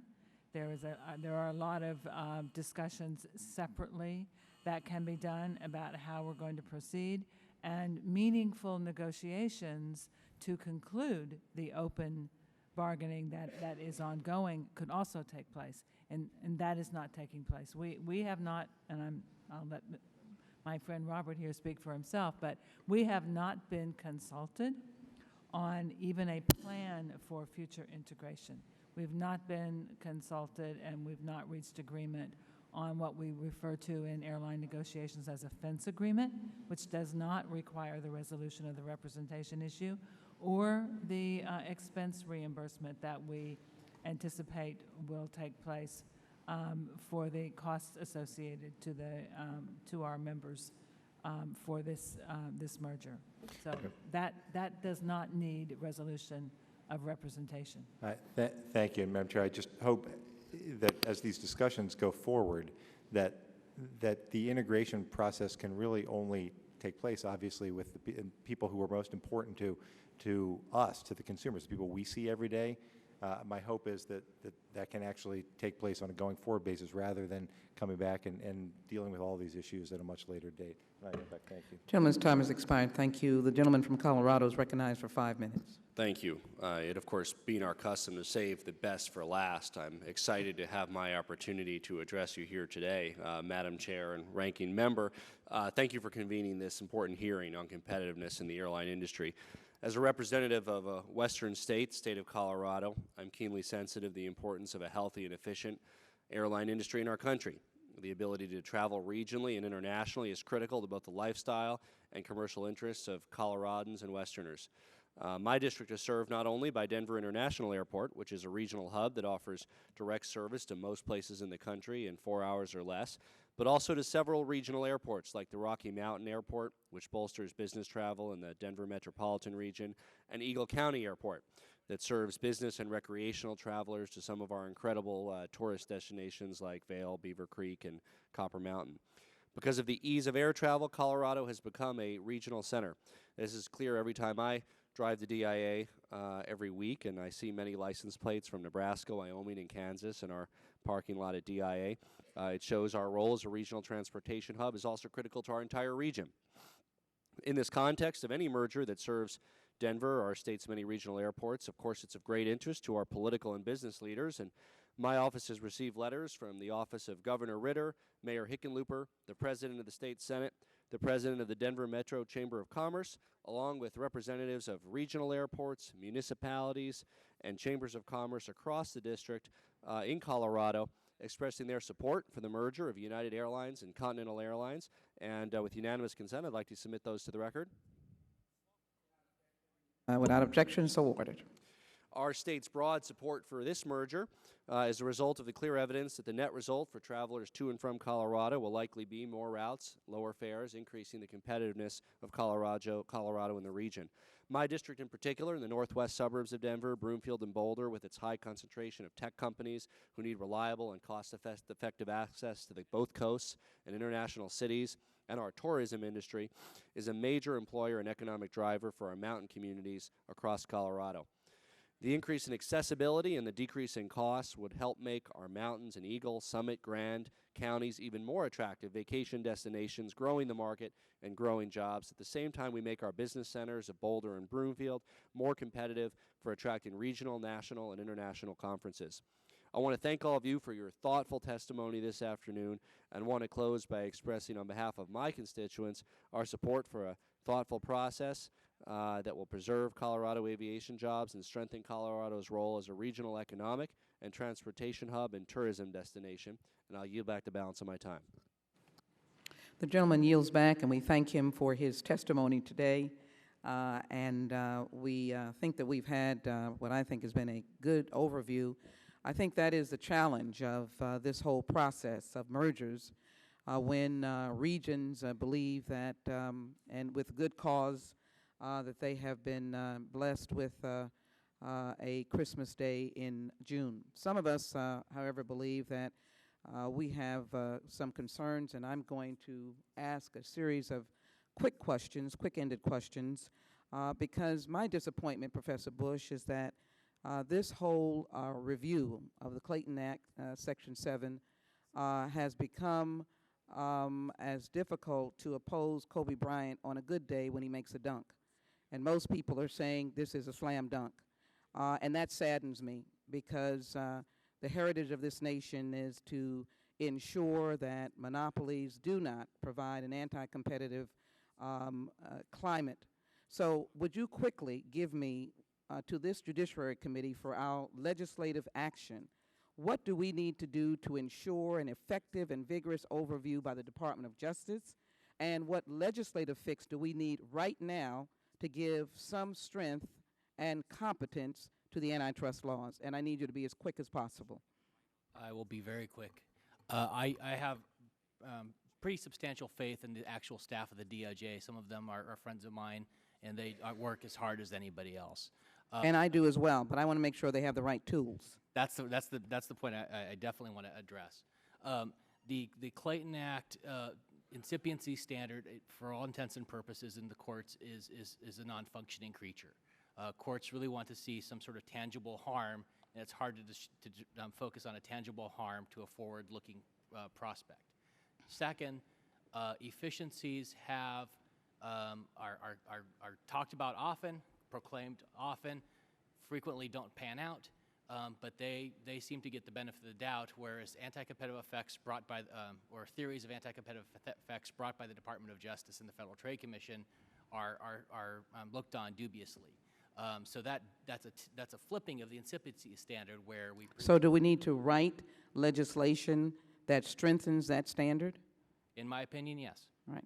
Would you provide this committee with a list of the legislative fixes that are necessary and the right questions that this committee might propose to the very effective Department of Justice staff as they begin or continue their work? Would you do that for the committee, please? Absolutely. Thank you. Let me pose these questions again to Mrs. Smisek and Mr. Tilton. In planning for the merger, among the jobs in downtown Houston, downtown Chicago, and Elk Grove, do you have a total of how many jobs you expect to eliminate? Chicago, Houston, and Elk Grove. Mr. Tilton? So, Congresswoman, we are going to effectively close Elk Grove. And how many jobs is that? Well, it's about 2,800 jobs, but they're going to be moved to Willis Tower. So those jobs are... So you will keep your 2,000 jobs? Well, as Mr. Smisek said, until we are able to put the new organization together and size... But you expect that you will lose some jobs or keep the full 2,000? I would expect that there will be job loss, as Jeff said, both in Chicago and in Houston. And can you gauge how many they will be? And I will not do the $1 billion, but do you... So, Congresswoman, neither one of us know today. All right. Mr. Smisek, we're going to come again. How many people do you currently employ in downtown Houston? We employ over 3,000 people in... And then how many people do you expect? 100, 200, 300, 400 that will lose their jobs? As I've said before, we have not determined the number. When we have gone through the integration planning process, we've determined the number of jobs. We will tell the employees first because of our culture, and then we will tell you. And do you have a range of how many jobs will be lost? Well, it won't be 0 and it won't be 3,000. And do you have specific corporate functions that you would consider keeping in Houston? We're working through that right now in the integration planning process. As I said earlier, jobs that are not necessary to move to Chicago, I want to do my best to keep in Houston because I want to disturb people's lives as little as possible. And are you meeting with the various leadership of a Cleveland? It looks as if you've met with the leadership of a Colorado, but of a Cleveland, a Houston, and Newark. Have you sat down with the leadership, both business and city? Mr. Tilton, it looks like you have because they're shouting for joy in Chicago.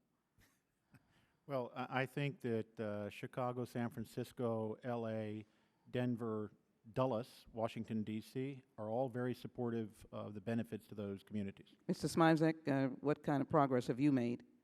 I have met with Mayor Jackson. I'm going up in a couple of weeks to meet not only with Mayor Jackson but members of the business community as well. In Houston, I've met with Mayor Parker.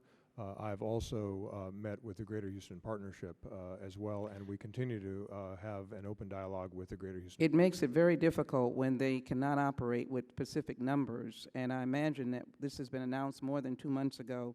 There has to be some synergism to know just how many jobs we're going to lose in Houston. Do you know when you will know those numbers?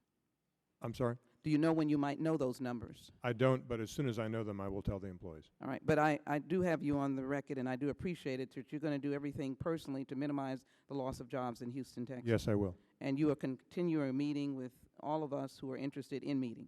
I'm always interested in a dialogue. Let me ask the question before I move quickly. Mr. Tilton and Mrs. Smisek, why have you not met with the Machinists?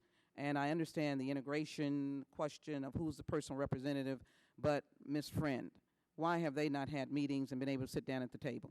Well, as Mr. Roach said, we have met. We haven't fully satisfied Mr. Roach's requests for information, but as we develop the information, we'll make it available to all of our unions, and that's actually what the responsibility is of the integration team that is responsible for sharing information with our respective unions. Do you intend to have the labor groups as a partner in this merger? We certainly expect to have all of our labor groups as partners in this merger, and as a matter of fact, as Jeff said a moment ago, without actually knowing, Congresswoman, who eventually is going to be the successful representing group of a particular workforce, it makes it more difficult than it is, but still achievable, but more difficult than it is with the... How do you intend to implement this partnership, and I want Mr. Smisek and both of them. Smisek, do you intend to have the labor groups as a partner?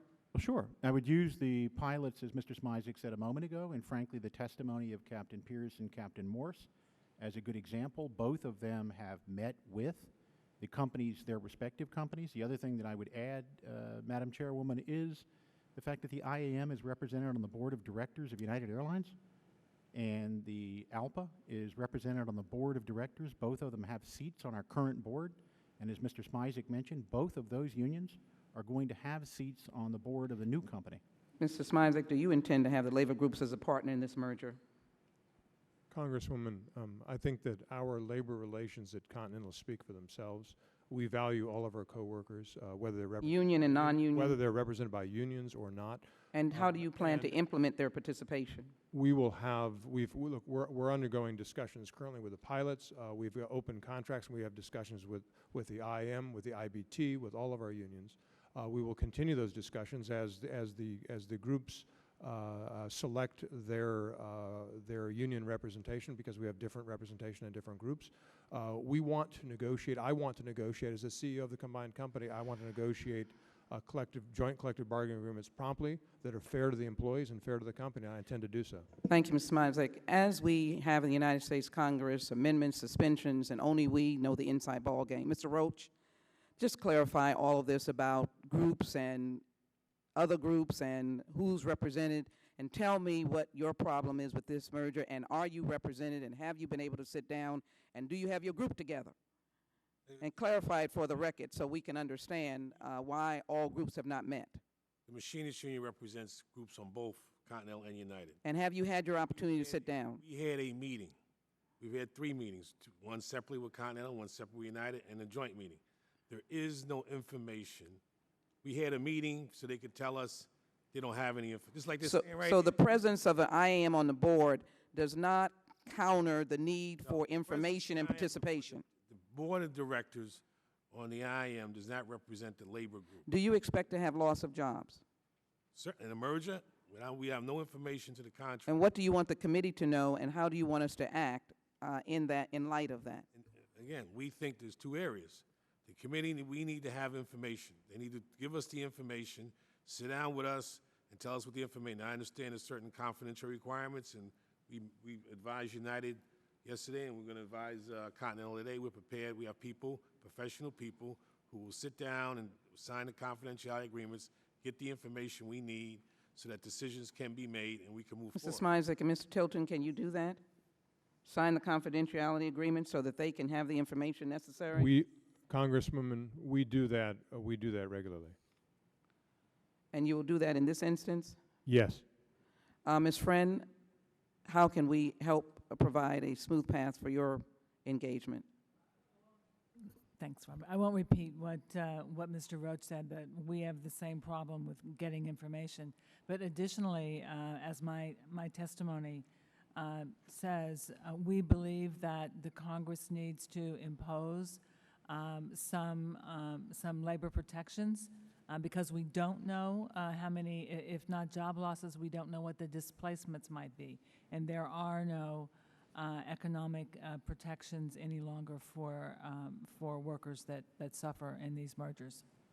And Captain Pierce, you'll be the last witness. Can you explain what your concerns are representing the Continental pilots? I've heard from Captain Morse, and any comment you may have on this outsourcing of pilots on these smaller flights. Thank you, Congresswoman.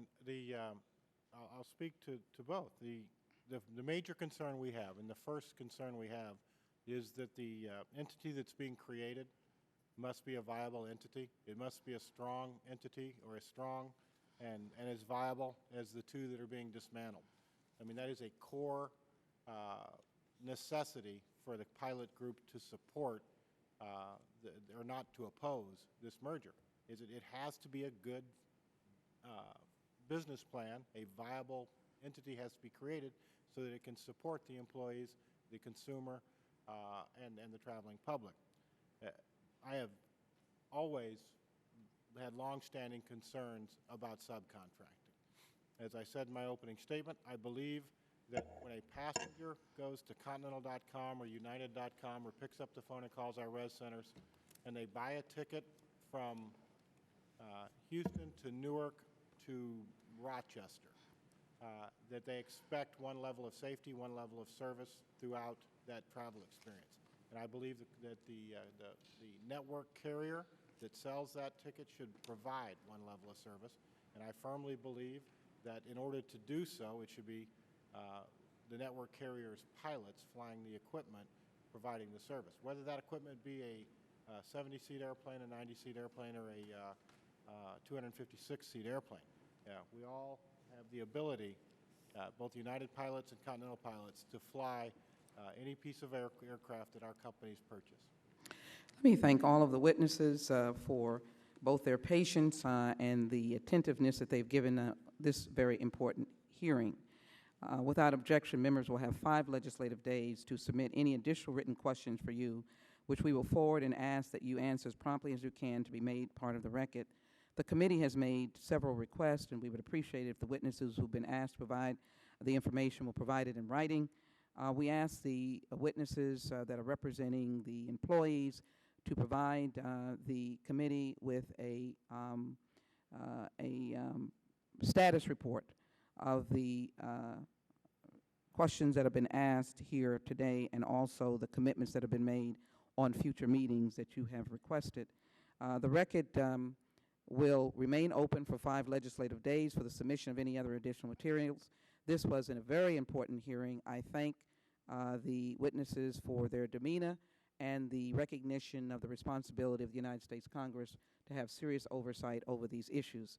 With that, the hearing is adjourned.